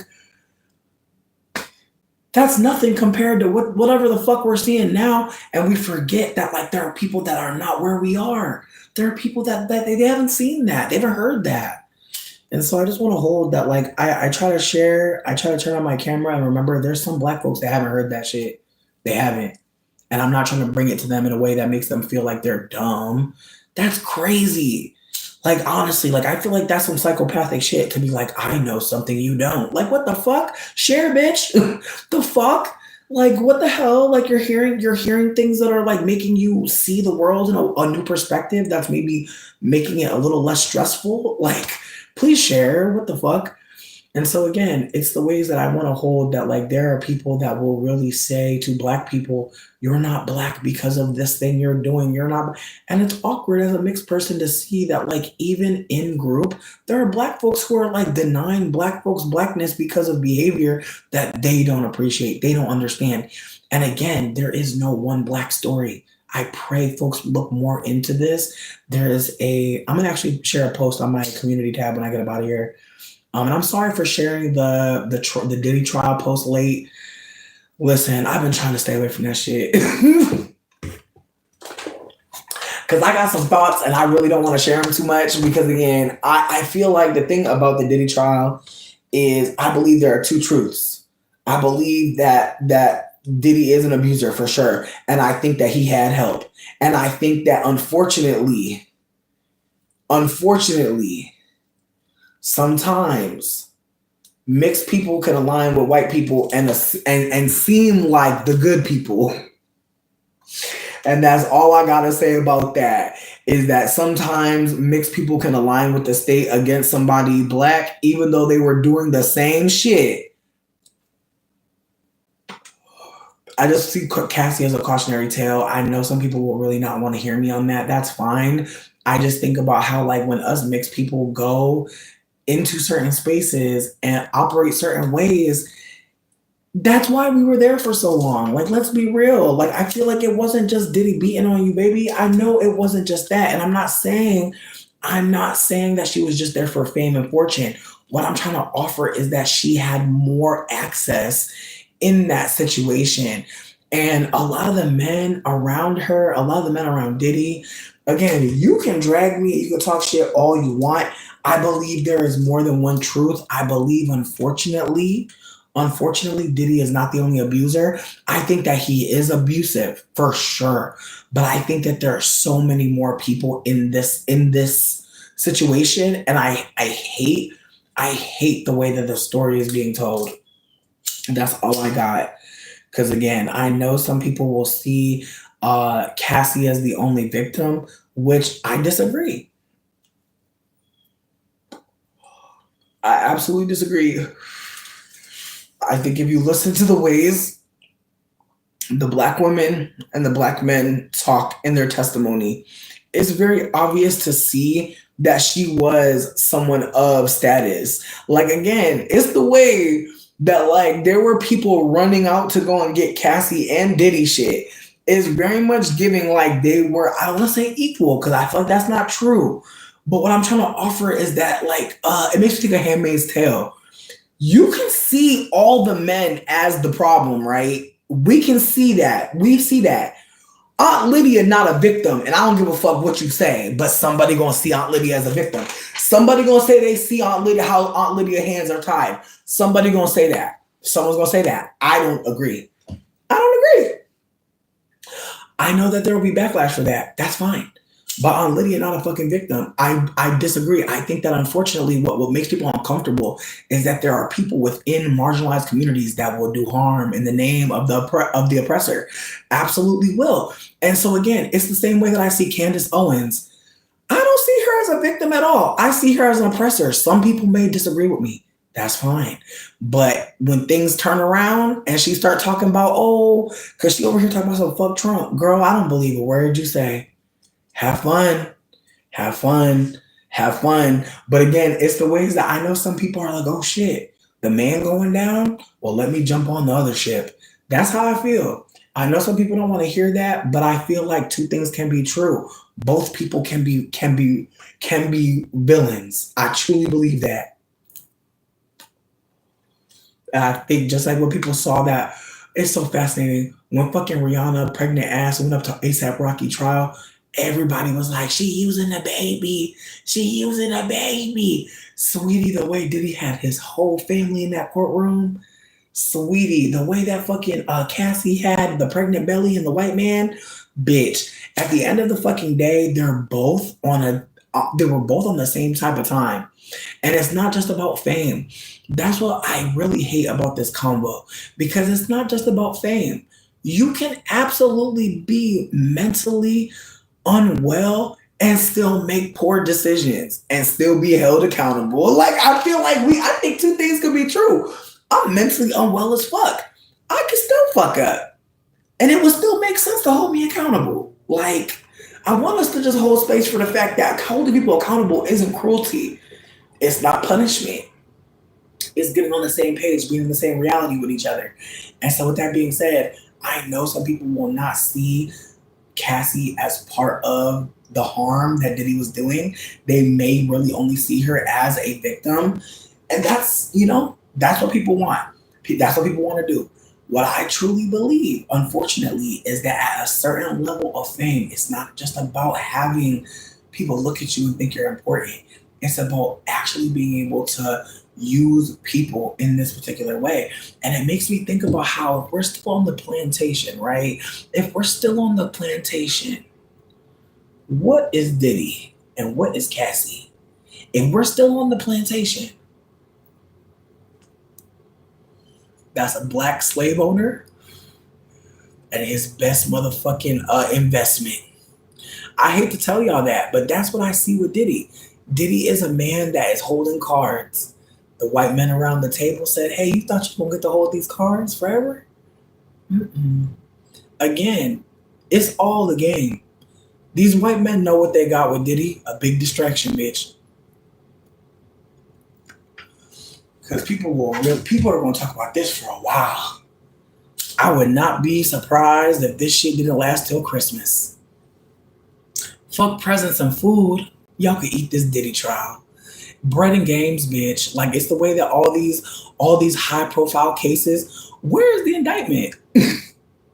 Where's the impeachment? Like, you know what I mean? Like, it's like, baby, I'm telling you, it's a reason why we talking about all this other shit. It's a reason why Simply Nessa is coming up again, bitch. Oh my God. Why the fuck I seen some Simply Nessa, Chandler? I don't follow these girlies. I don't know nothing about them.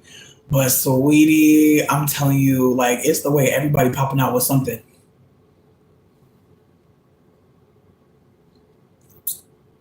Not 30 million black dollars. I'm crying.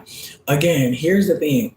Candace being a grifter is like, I feel like what sucks about Candace is like she has figured out that there is money to be made from bashing black people in a particular way. And unfortunately for her, what she doesn't realize is that like the black folks that are like bashing other black folks with her, they're never going to truly support her. They're going to only support her rhetoric. And so now she's trying to like change her position and denounce Trump. And it's just like, girl, you were very late. But now she's trying to talk about Justin Baldoni and shit. Like, notice her content. She's trying to get these white bitches back. She's like, white bitches? Because that Blake Lively, Justin Baldoni shit, I don't give a fuck about it. But white bitches been... The Gossip Girls, I'm telling you, bitch, she knows what's going to sell. She getting it. And Trump was selling for a long time. Black outrage, black rage bait, selling for a long time. Black folks say that they're resting, and they mean that shit. It's the way rage bait getting deleted. It's the way people being like not interested. Again, it's the ways that like she can't grift the same way. She can't anger black people in the same way. So now she's going to go to angering white people.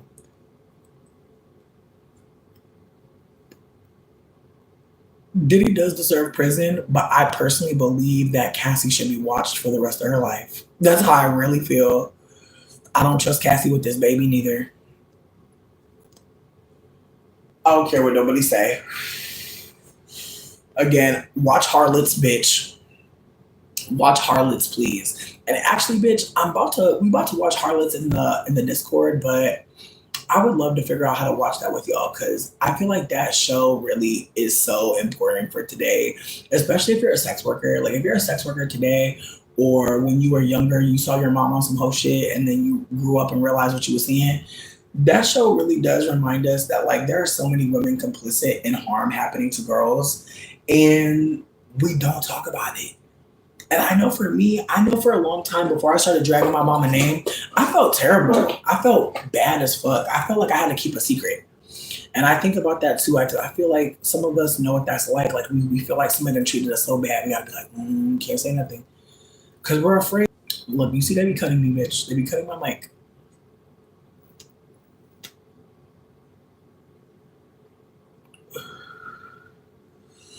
I feel like the Blake Lively thing I think is very disconnected from Meghan Markle, but Jai, I would love for you to give me more info if you have some more. I would also be down to go live with you at some point if you want to talk about it more in depth. Let me know. I'm also down to do a podcast or some shit like that. You could call in. If you ever want to do a call-in line, let me know, babe, because I would love to hear more. But yeah, Michael, I'm going to just let you suffer. I love you.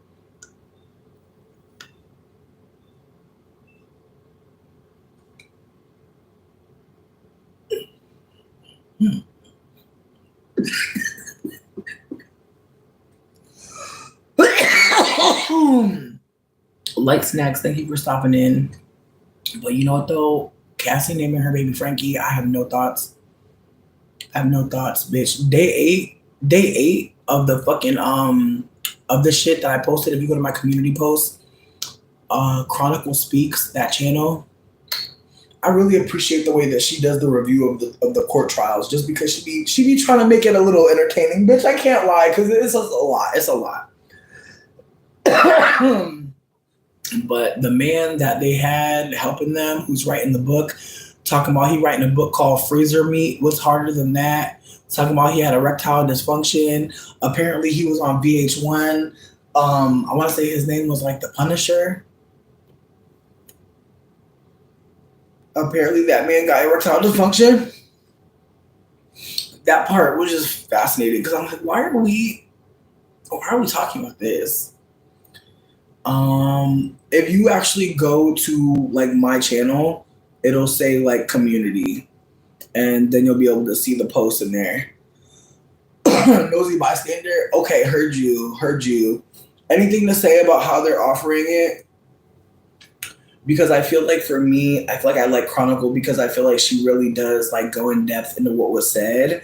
But as I said, I want to just like reiterate, there are women involved in child trafficking, in, you know, freak offs, and like whether or not Cassie was always a willing participant, that's not what I'm talking about. I'm talking about the reality of the situation where multiple people are aware of this abuse unfolding, and they also kept their mouth shut. And we're talking about Diddy blowing up cars and do. And it's like, y'all knew he was doing this. Like, I just feel like the government at this point to me is a joke, because I feel like the only reason why this RICO is going on is because Trump is like, bitch, I need something to distract these hoes. Like, I really feel like that. That's my genuine feeling, is that the Diddy trial is happening exactly when it's happening for a fucking reason. Diddy been in prison how long? Just got the trial going? Come on. I just feel like it's all connected. I do not believe for 1 minute Trump don't got friends in the court. I don't believe for 1 minute he don't got friends everywhere, bitch. They're like, again, to pull off some Nazi shit like this, you have to have high complicity. Just like to do some sort of fucking trafficking, you need high complicity. And again, it's the ways that people are saying now, oh, he will blow up a car. But bitch, you was going to get him chicken like every week. Like, I'm sorry. Like, I'm not saying he wasn't scared, but I'm just trying to offer that, like, you were benefiting. You were all benefiting. And I'm not saying that doesn't mean that you couldn't be scared and you couldn't be doing things out under duress. What I'm trying to offer, though, is like the ways that everybody's talking is very much like, and we, you know, and we're getting money now, and we're using this trial to advertise. But very fascinating to me.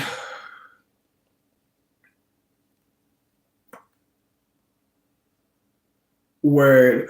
Their name is Chronicle Speaks, and I think y'all are gonna fall in love. Like, she's a Black woman who I feel like details a lot of things.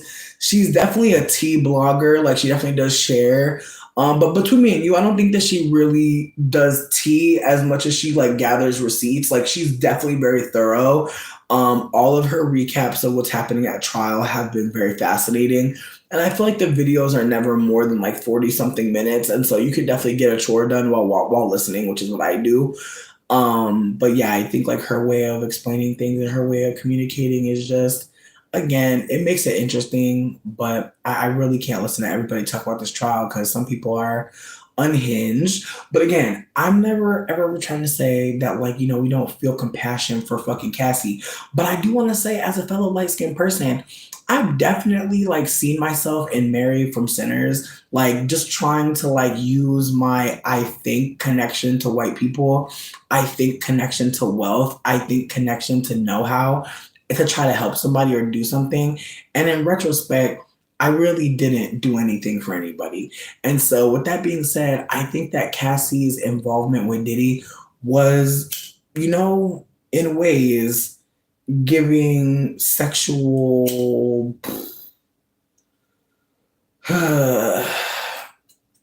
attendant, prisoner. Like, it's like, from what I'm hearing, it's giving that her parents at some point had to take out a loan to stop a sex tape from being shared that Diddy had made while she was seemingly under the influence. And again, I want to be candid that like there are so many moments where like it's obvious these people were on drugs. These people were, you know, having a good time when they weren't fighting. And again, it's the ways that like she's being used. Like, I think like if it was Cassie versus Diddy, we'd see it more, but it's a RICO, you know? That's where I'm at. Like, I feel like because it's a RICO, I think that it's really easy to think like, oh, like all these people are, testifying against Diddy. But in my humblest opinion, I think it really paints a picture of people that were willing to do anything to be around this man. Even if they were afraid, they were still down to do all types of shit for him. And again, I'm not saying fear can't compel us to do things that we wouldn't naturally do, because I do know that. But I want to also acknowledge that, like, taking yourself to a police department, getting a lawyer, those are things that you can do that she's clearly doing. So again, I'm just holding that, like, when she was able to get safe. And I also want to hold that, like, as a person who's been in an abusive relationship and got out, did I get out on my own? No, I found someone and I got out. And so I want to hold that, like, her and this dude that she's with, her baby father, there's just a part of me that feels like, you know, it's, again, I feel like Cassie knows at this point she's going to get the sympathetic voice. And I think, like, when Kaya, because I know Kaya popped out and said, Cassie was trying to get fame and she's not a victim. I feel like I'm not necessarily saying anything different. I'm just trying to offer that she is a victim and she's also a part of the players. I don't believe for 1 minute that she was locked up in a damn cage and was just not free in ways. She was free in many ways, but I also want to hold that, like, the ways that she was free was strings. He absolutely was abusive. I'm never going to say that he wasn't. What I'm also offering is that she was part of the abuse as well for other people.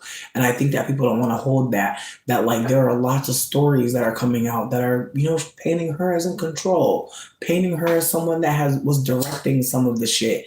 And I think that that's another layer to this, is that, like, there's no perfect victim. There's no person that, like, did nothing wrong. And again, all I'm trying to offer is, it worries me about, like, the victims of Cassie, because I feel like the way people are talking, it's making it seem like if someone did come out and say what she did to them, what would people do? That's what worries me about it. I'm not saying we don't listen to her testimony and hold space. What I'm saying is, I just don't think that we're hearing the whole story. We probably won't hear the whole story. And again, it's the ways that, like, when people show pictures of Cassie, they're showing really beautiful photographs of her. When they show Diddy, again, it's so fascinating.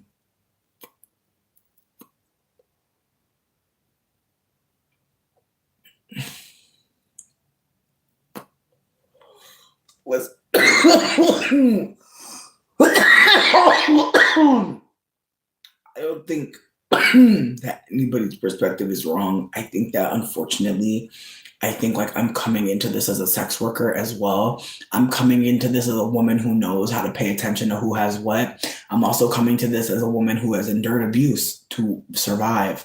And sometimes not even just to survive, to maintain something that's, like, really, really more than just survival. And so I want to be candid that, like, when you're in an abusive relationship and that person is holding the purse strings, you're going to move a lot differently. But I'm never going to tell you that there's not one friend, not one TikTok meme that's not telling you what's really fucking going on. And I'm not saying that those are things that are going to always pull you out. But I want to just hold that, like, it took a long time to leave this man, not just because of what he was doing. She also was doing stuff. And I think that that's important to mention, that she's not a perfect victim, and that's okay. But I do want to hold that there are going to be women within, like, situations where they are fucked up, where they did do something fucked up, where they can also be a victim. And I think some people don't want to hear that, like, people can make mistakes or do things that are against their better judgment, or do things that are awful and still be a victim. And I think that that's another layer to this, is that, like, yes, we can say that Cassie stayed for a very long time. We can say that Cassie participated in certain ways. We can say a lot of things.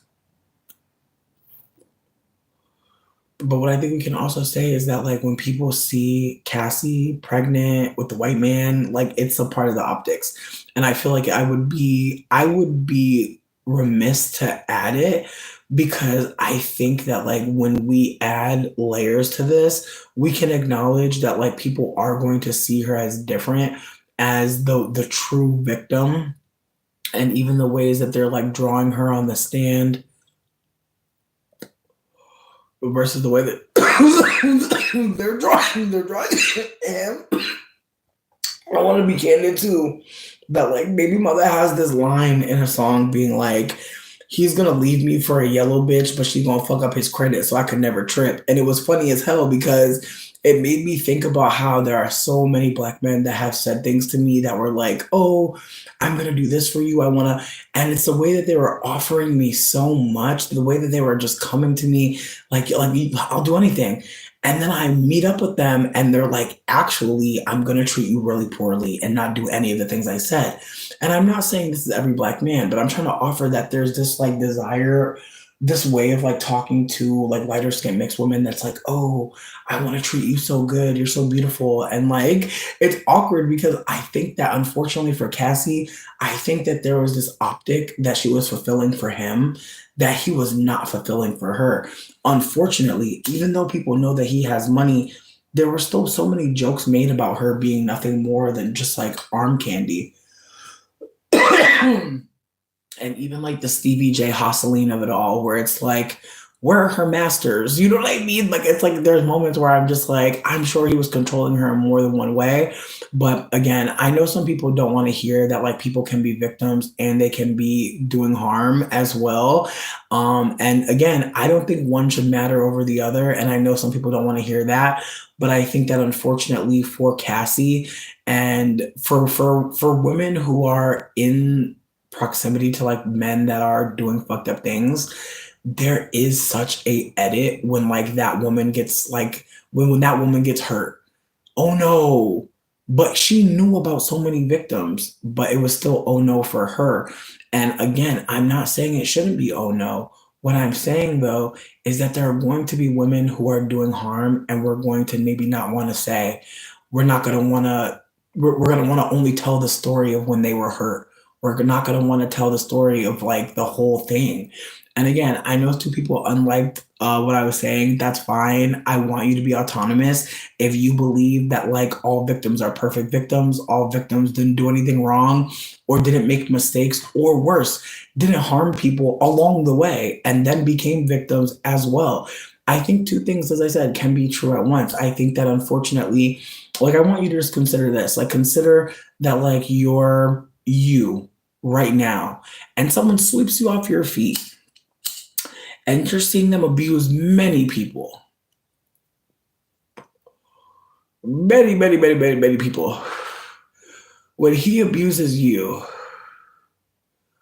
you have a moment to decide, am I going to fight for all of the victims or am I going to fight for myself? I think people are uncomfortable with the fact that she fought for herself. Now she's fighting for all victims. It's convenient to do that. And let's be real, the government don't want Cassie. They don't want a pregnant light-skinned lady in jail. Let's be real. Let's be real. They want that black man to go back to jail. I know some people don't want to think about it like that. But again, it's the ways that like men like Diddy don't just become powerful. Like there are people underneath them that are like, I'll do anything you say.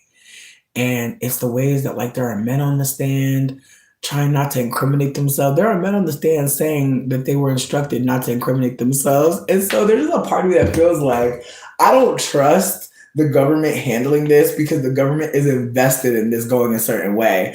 Because I personally believe Trump is involved way more than we want to know, which is partly why I believe he lobbied so hard with Elon to become president.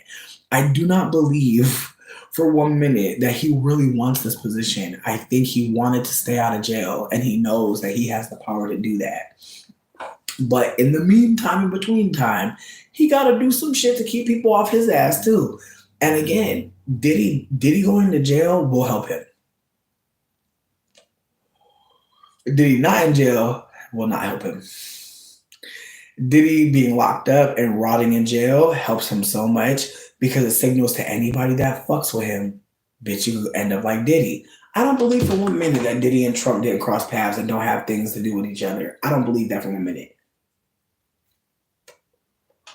Especially not with a lot of the freak-offs happening at Trump Tower. I don't believe for 1 minute that they had no idea. What I do think, though, is that Trump is aware that this looks good for him in many ways. First of all, He is anti-black. He is racist. We know this. And so he loves to see black people getting caught up. He loves that. So that's helping him in terms of his pursuit of wanting to make black people seem one way. He is painting black people in a certain light. And look at Diddy right there fulfilling that. Even though Diddy has been fucked up for a while and Trump been knowing him for a while, but he knew him as a civilian, which matters. He now knows him as the leader of the free world, LOL. And so he can't know that man. He already got too much on his plate, bitch. He cannot know Diddy. And again, we know he know Diddy. We know him and Diddy got down. We know this. But when Diddy reached out to Trump for a pardon, that's when I knew he going to jail for real. Because if Diddy don't see the RICO as part of Trump's power, then he's a fool. The public plea for a pardon, bitch, he gotta kill you now. You put him in it. He can't pardon you. Bitch, he pardon you, then everybody gonna find the links to everything else. Like they focused on Trump, they focused on Diddy right now. Like that's his. I hate to say this, but I really like, and I don't even want to say protect Diddy or no shit like that. I'm just saying like this shit is going the way it's going for a reason. Even the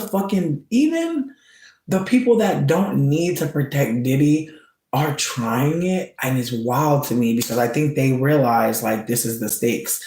Like Dawn has a motherfucking Diddy Dirty Money. Dawn, remember that? Yeah. Unfortunately, Dawn has a fucking litigation against him right now, and when she was asked to like give a statement, she literally fumbled it. And I don't believe she did that for no reason. Like, I really do believe that she might be realizing, like, this is going to kill this man. And I know some people don't want to think about it like that, but I don't believe that it's just a RICO charge. I think that this RICO charge is the precursor to some other charges. I think that this is just a foundational charge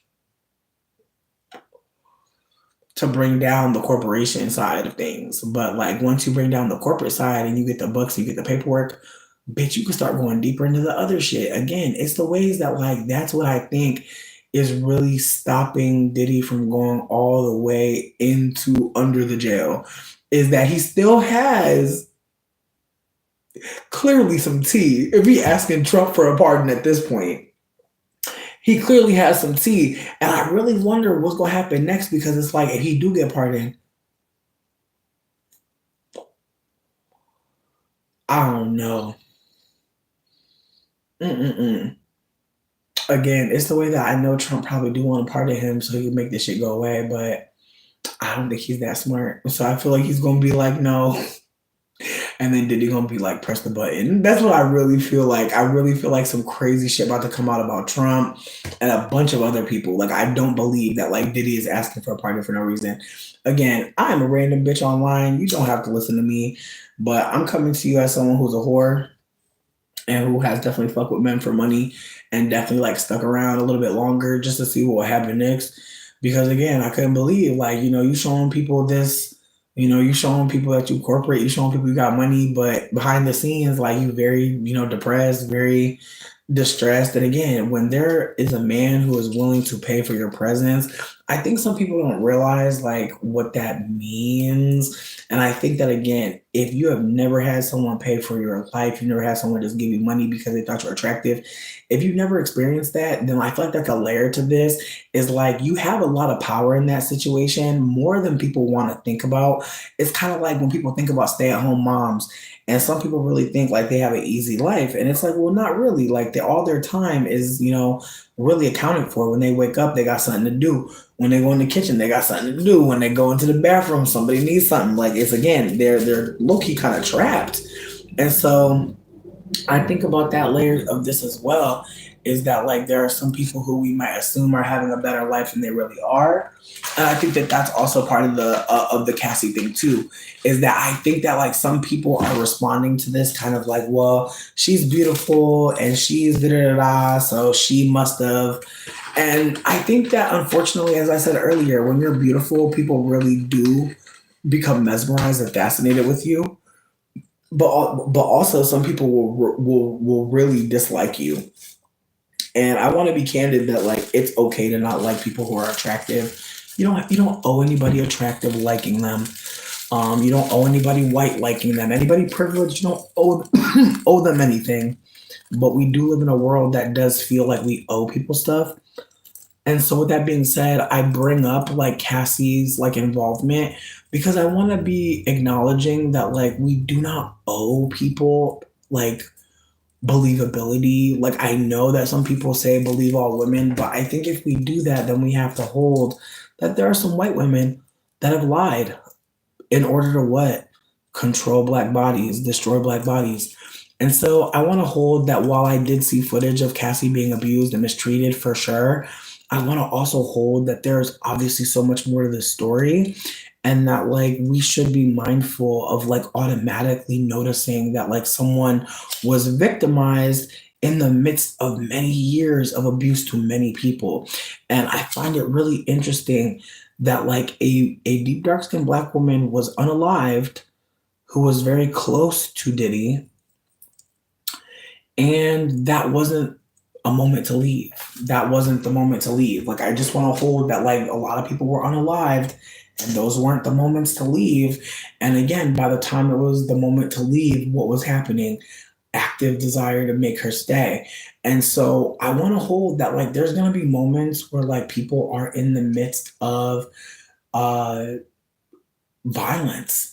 And like when they get away from it, it'll be easy to say, you know, hey, like you got away, like, you know, you must have not. And again, I know it's easy to think like with her pregnant belly, with her new white husband, it's so easy to think like, you know, she must have been helpless the entire time. And the reality is that she actually had a lot of privilege the entire time. And I think we can see that now more than ever, that she had a lot of privilege. And even now, it's like the way she's being rewarded financially.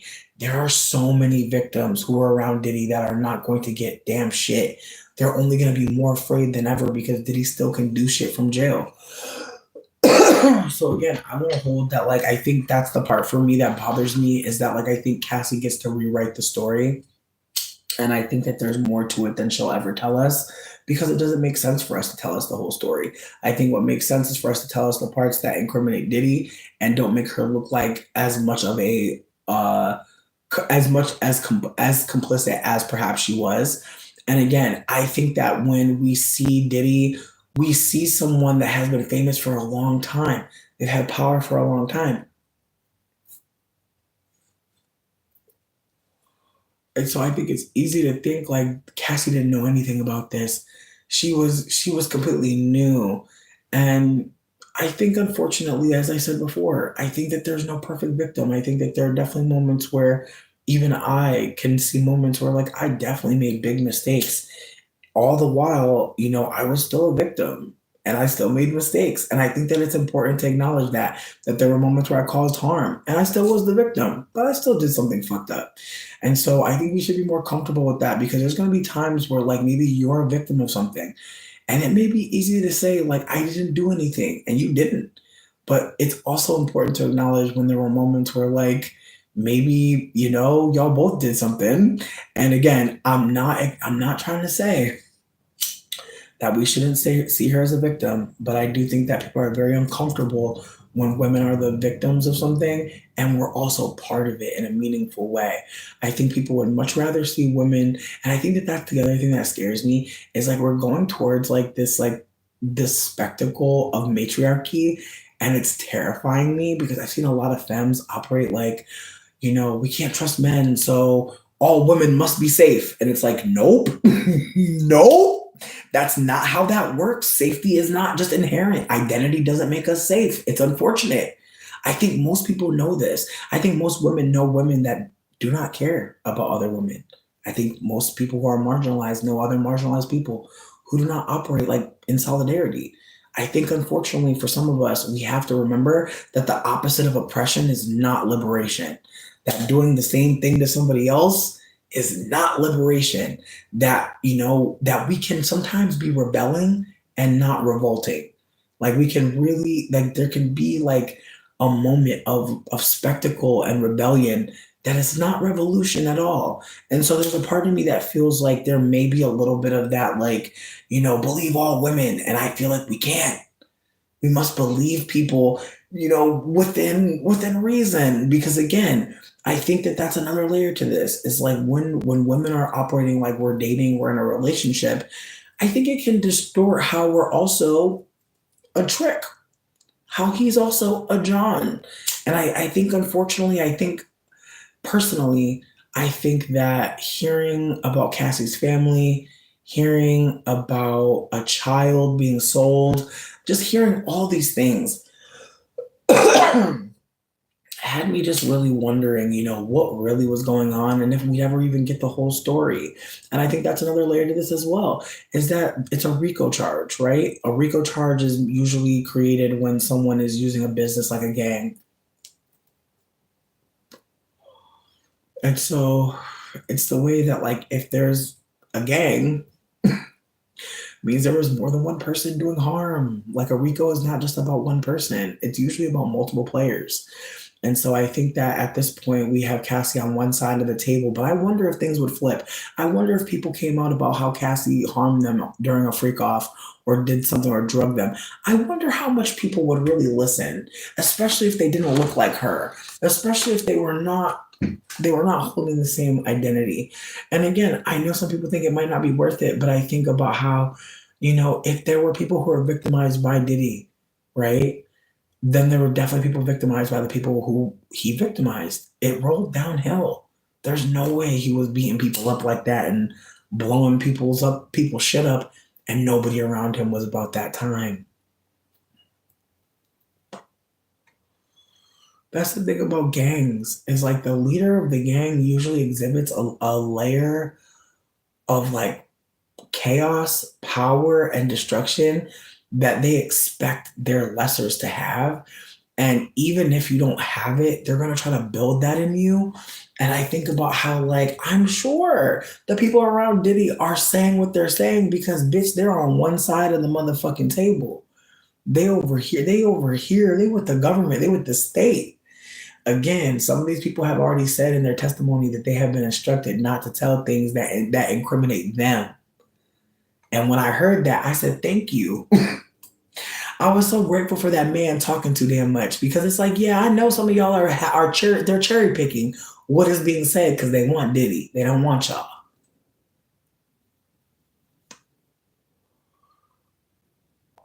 Again, I don't feel like they want Diddy because he's a black cis man. I think that Diddy unfortunately holds a lot of secrets.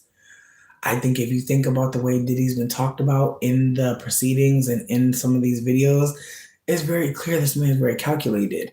So I don't believe he'll be asking a white man who's a president for help if he didn't have something that president needed to get silenced. And so, as someone that, again, is a conspiracy theorist, watches a lot of TV, I just feel like this is a very fascinating play.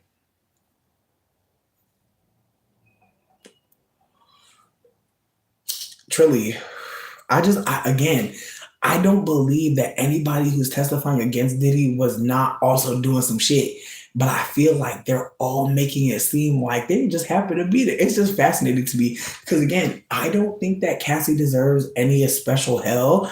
I'm just saying that I don't believe we're hearing everything. And I think that that's okay to say that. I'm crying. Someone said that I'm an idiot. I love it. I love it. Again, I just don't want us to ever get to a point where we think because we can look at someone and see that they're marginalized, that we know something about their behavior or who they are. We don't. That's the part about white supremacy that we have to confront as marginalized people. I could see a fellow fat, light-skinned person, and we actually don't have nothing in common. We don't have nothing to talk about, unfortunately. And that expectation that we would, like, that's on me. And so I want y'all to consider, like, there's going to be people that look just like you and you have nothing in common. You don't know them. They're different from you. And that's okay. I'm crying. You asked me about a car. That's funny as hell. I'm fucking screaming. That's funny.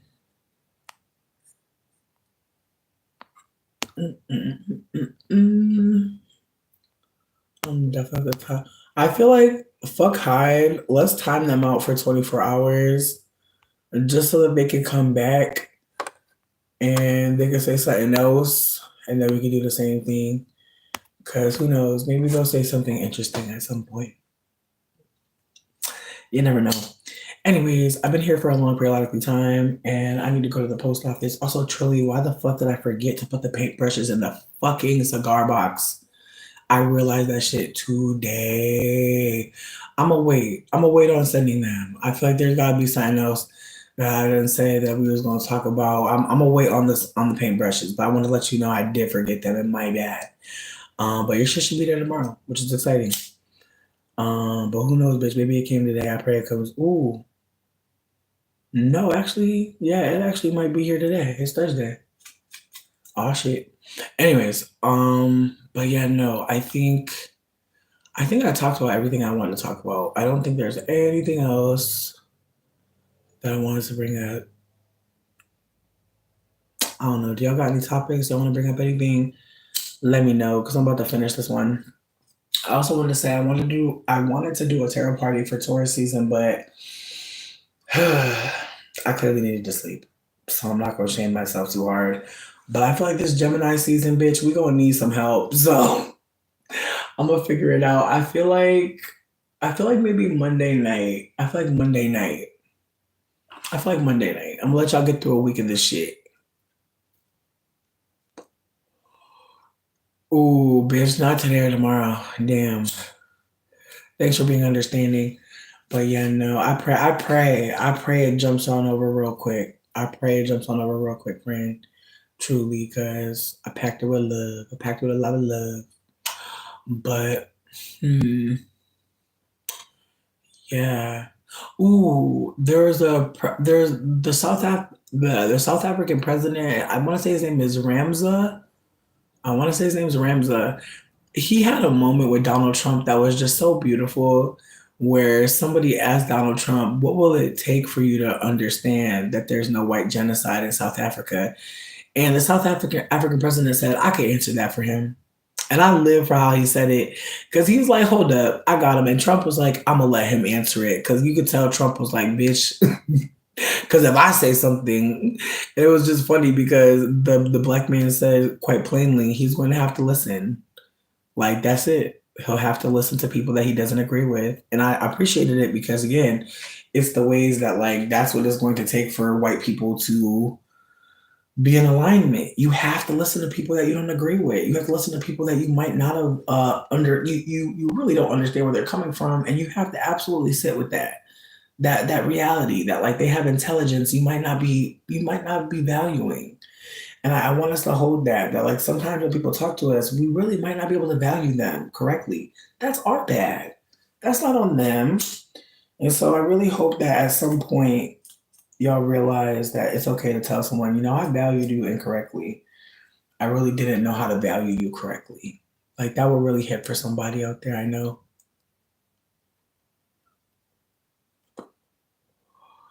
But I definitely valued people incorrectly.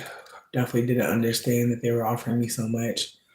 And so I hope folks remember like it's never too late to turn around or to say sorry or to be like, you know what? I didn't really read good. I didn't understand what you were trying to say at the time. I think that if more of us did that shit, we'd have a lot more comfortable, we'd have a lot more conversations with other folks that didn't go so poorly because we'd absolutely be sitting with how we don't really know what they mean. And maybe we should stay curious. But with that being said, I really hope that Gemini season don't fuck y'all up too bad. Try to go slower, take a deep breath. Try to go slower and take a deep breath. If you get new information, bitch, apply it. If you hear something new and you don't understand, take a moment. This time is going to be very mentally burning. It's going to burn out a lot of us. Trying to see where people are coming from, trying to stretch to understand where people are coming from. It's not going to be easy. But I want you to consider that if you find yourself in a situation where you really don't understand, be honest and say, I really don't see it that way, but I'm going to try to sit with what you're saying. Give yourself a moment. Give yourself time. I really hope folks just really remember, like, it's not on you to know every motherfucking thing. It would be ridiculous. You cannot hold yourself accountable for not knowing. That's not a bad thing. But when we start learning, we might have to go back and say, "Ooh, I was wrong." Or, like I said, I wasn't valuing you. I wasn't valuing your information. I wasn't valuing your intention. And that might make somebody actually hold that, like, that's true. I didn't feel valued. That's part of the conflict. So, again, I've definitely been fucking up, definitely been failing recently. And I'm trying to embrace it. That's information. That maybe I shouldn't do that again. That maybe I should renegotiate, And no information don't necessarily spell disaster. It can sometimes mean recreation. And so as we start this new year, we really are starting a new year. We are really just starting a new year. As we start this new year, we have to just get comfortable with new information, applying it in real time, and grieving the reality that we thought we knew. How beautiful. Truly, you really could not have known, but now you do. What do you do now? Again, grieving that is real. Like, nobody expects you to just start running in the right direction. You might have to lay down. You might have to process that you thought the right direction was this or that way. It's not anymore. It's beautiful. It's beautiful to realize you didn't know. Because now you can spend some time grieving and learning and sharing. Some of the things we didn't know or we don't know what to do, talking about it will help you find people that are like, thank you. Like, you really don't realize like how many people do not know what the fuck they're doing until you say, I don't know what the fuck I'm doing. And other people will be like, bitch, me neither. Let's do it together. You said on, off cycle. Now, I want to be candid with y'all. That being in a relationship with someone is such a beautiful thing. It's so beautiful to find someone and feel connected to them and feel loving vibes and feel like this is your person, feels like this is your real friend. Like, that's so beautiful. I want you to remember all of those good feelings. I want you to really just sit with the reality that, like, you got to love somebody. Is that exciting?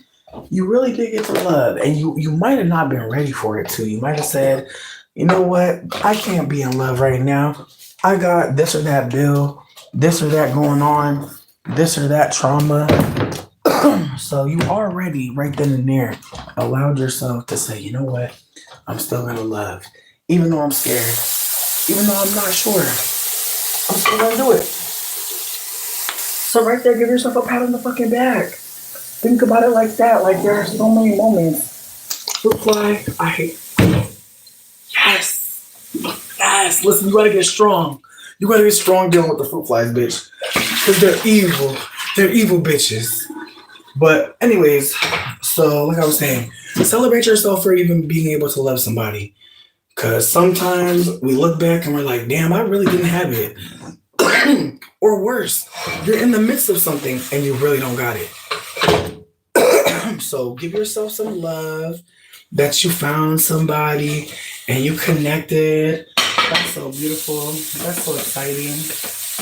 I hope you bask in that reality that you knew you were not too hard to love, that you knew you deserved connection, that you thought you might have had something to offer. That's beautiful as fuck. But at the same time, friend, we also have to hold. For the connection to feel off means that somebody doesn't feel safe. And I feel like that's something that I've just recently learned, is that sometimes in a relationship feel kind of like, why are we at odds?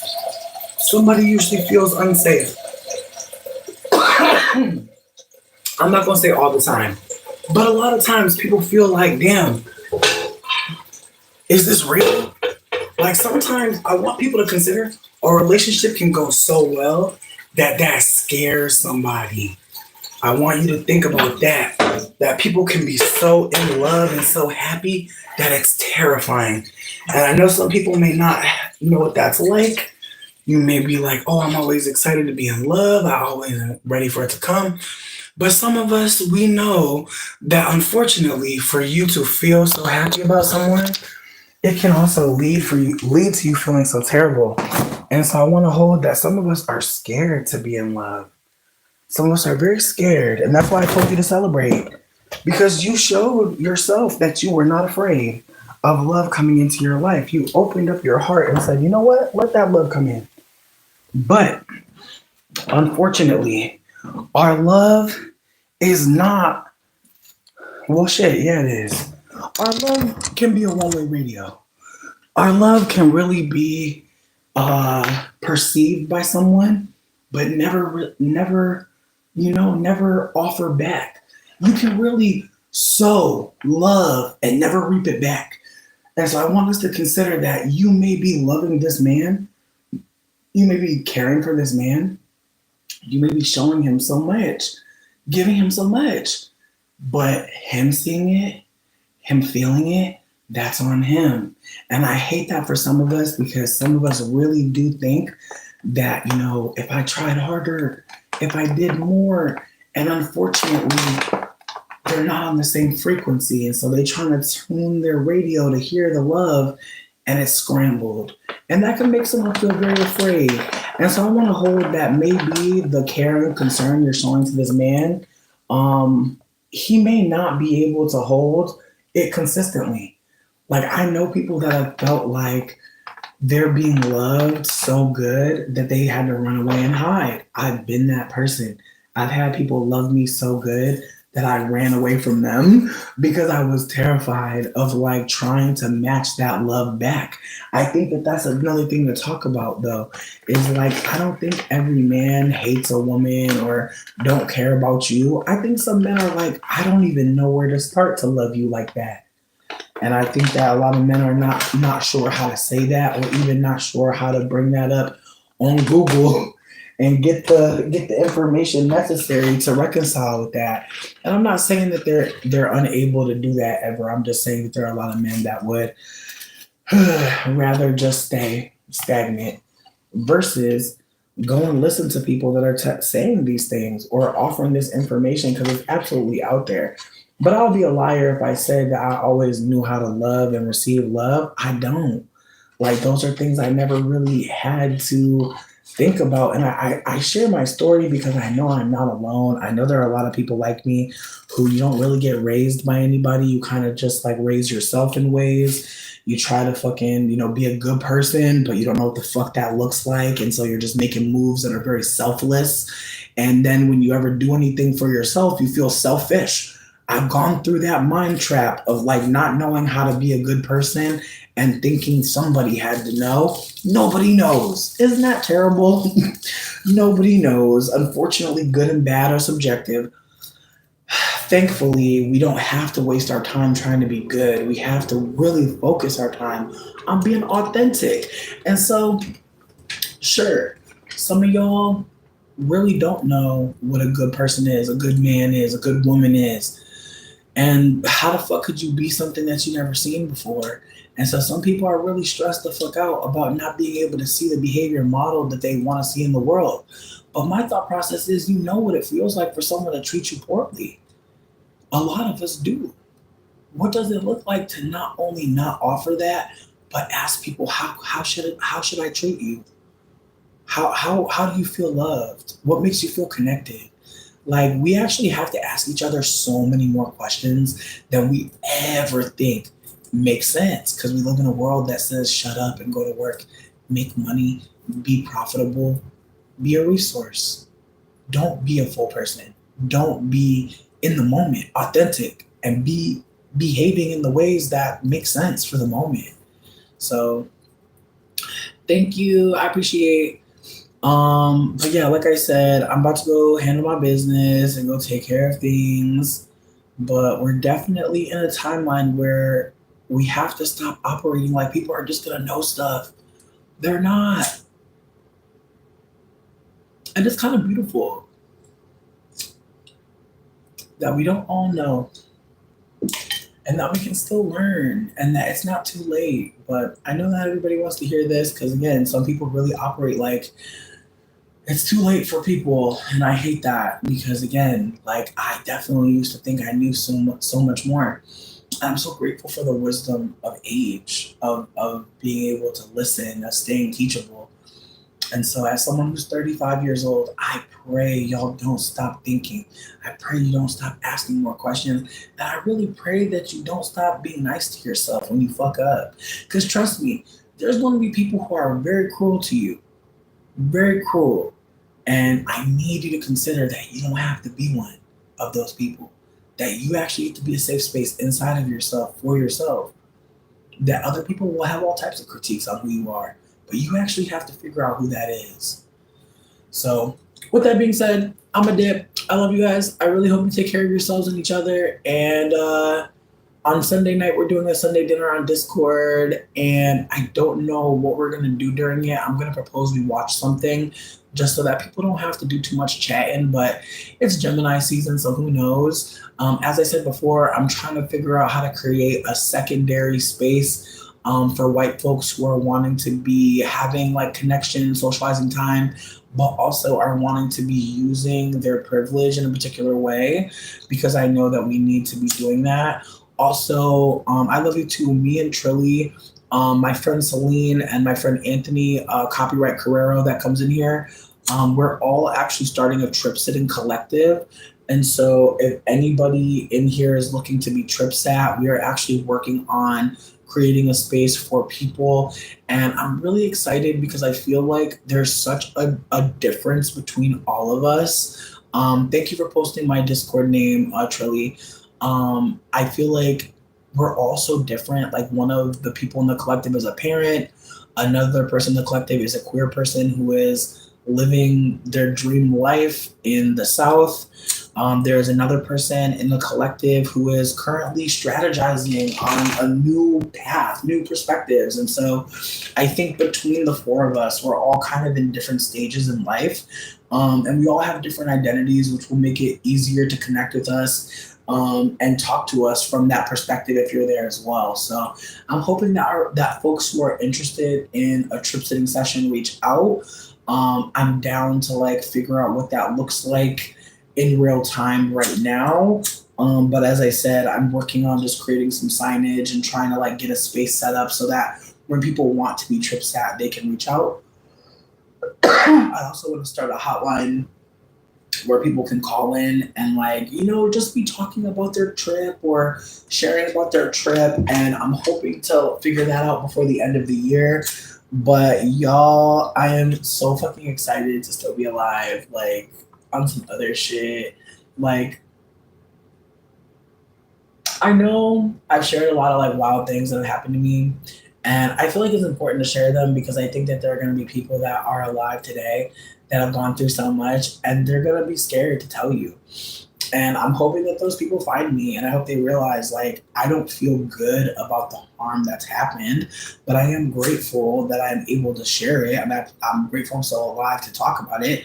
And I think about the movie or the book The Giver, and I think about how like pain, especially in our society, is so devalued. Like, we look at people in pain and we feel all types of ways about them. And one thing that I noticed we're not supposed to feel is empathy or compassion or concern. Like, there are just so many times where like we're in pain and people will really act like we're stopping them from living life. We're stopping them from having a good day. And I just want to make sure that like whatever space is created, we are acknowledging people's bad day. We're acknowledging people's burnt outedness. We're acknowledging how people are not feeling good. Because again, I don't want to ever be employing masking in anything that we do. And so I'm trying to make sure that the space I create can hold like the thoughts of someone that is, perhaps like going through an emotional break from the medicine. I feel like that's another layer to this, is like, as much as I've had a good time taking mushrooms, I'm sure there's all types of bad trips that I've been able to avoid because of the layers of research I've been doing and just the amount of connections I have and the Black folks who have shared with me in abundance. So I want to be candid that like the medicine is a really sacred tool for connection, for care, for support, for elasticity. Like there's so much that it does. But I feel like on the other hand, there's so much psychosis that can erupt within you that can make it actually quite dangerous. And so I want to hold that too, that like we don't live in a world where like everybody can do everything. I know some people really can't fuck with weed. Some people really can't fuck with LSD. Some people can't really fuck with mushrooms. Like I hate to hear that. I really do. But I want to be like the kind of person that acknowledges that like we're not gonna all be able to do the same shit. And that's okay. And as much as I think that there's workarounds for certain things, I think that it's also okay.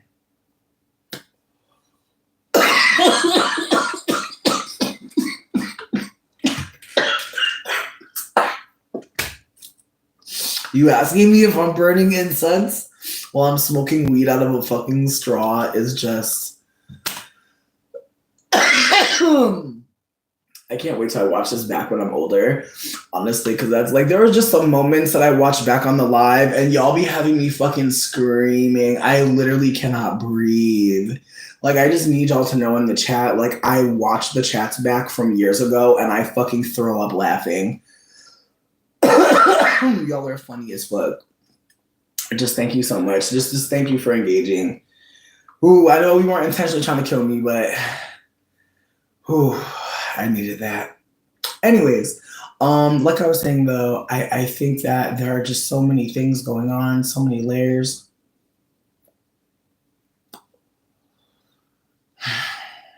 I'm just hoping we genuinely stay curious.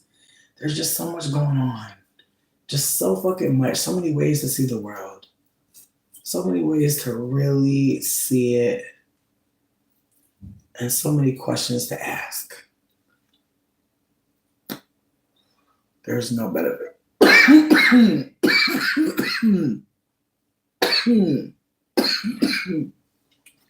I'll say that for somebody, smoking it like this means that the smoke is cooled. So that's why some people like to smoke a long, big bong, because if you smoke a bigger bong, the smoke will get cool and not be as hot, which will mean you won't cough as much. But I just do this because I'm extra. But yeah, no, there's no benefit. It don't burn your hands. You know, I want to get a cigarette holder, but I just don't have the wardrobe. Like, I feel like once you get a cigarette holder, you gotta dress a certain way. I can't just be out here with a straw, bitch. I want to elevate, but I gotta get it together. I gotta get it together. I feel like I might have to become a seamstress. I just make myself something. You know what I mean? Make myself a cape or some sort of like, you know, because I feel like you can't just pop out with a cigarette holder and not have on some kind of vampire clothes, you know?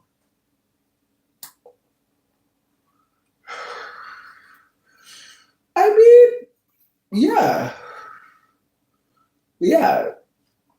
So it's also discreet. It looks like I'm smoking 1/3 of weed. 1/3.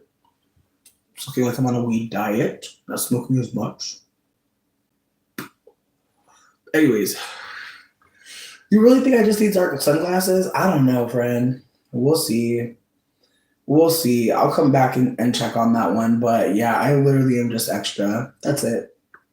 Anyways, I'm a dip. It's been cute hanging out with y'all. I hope you have a cute ass motherfucking day. I feel like, yeah, no. I feel like there's nothing else to offer other than like, please look at my community posts. Please, I've been posting a lot on there, and I hope folks check it out. Anyways, I love y'all. Thank you.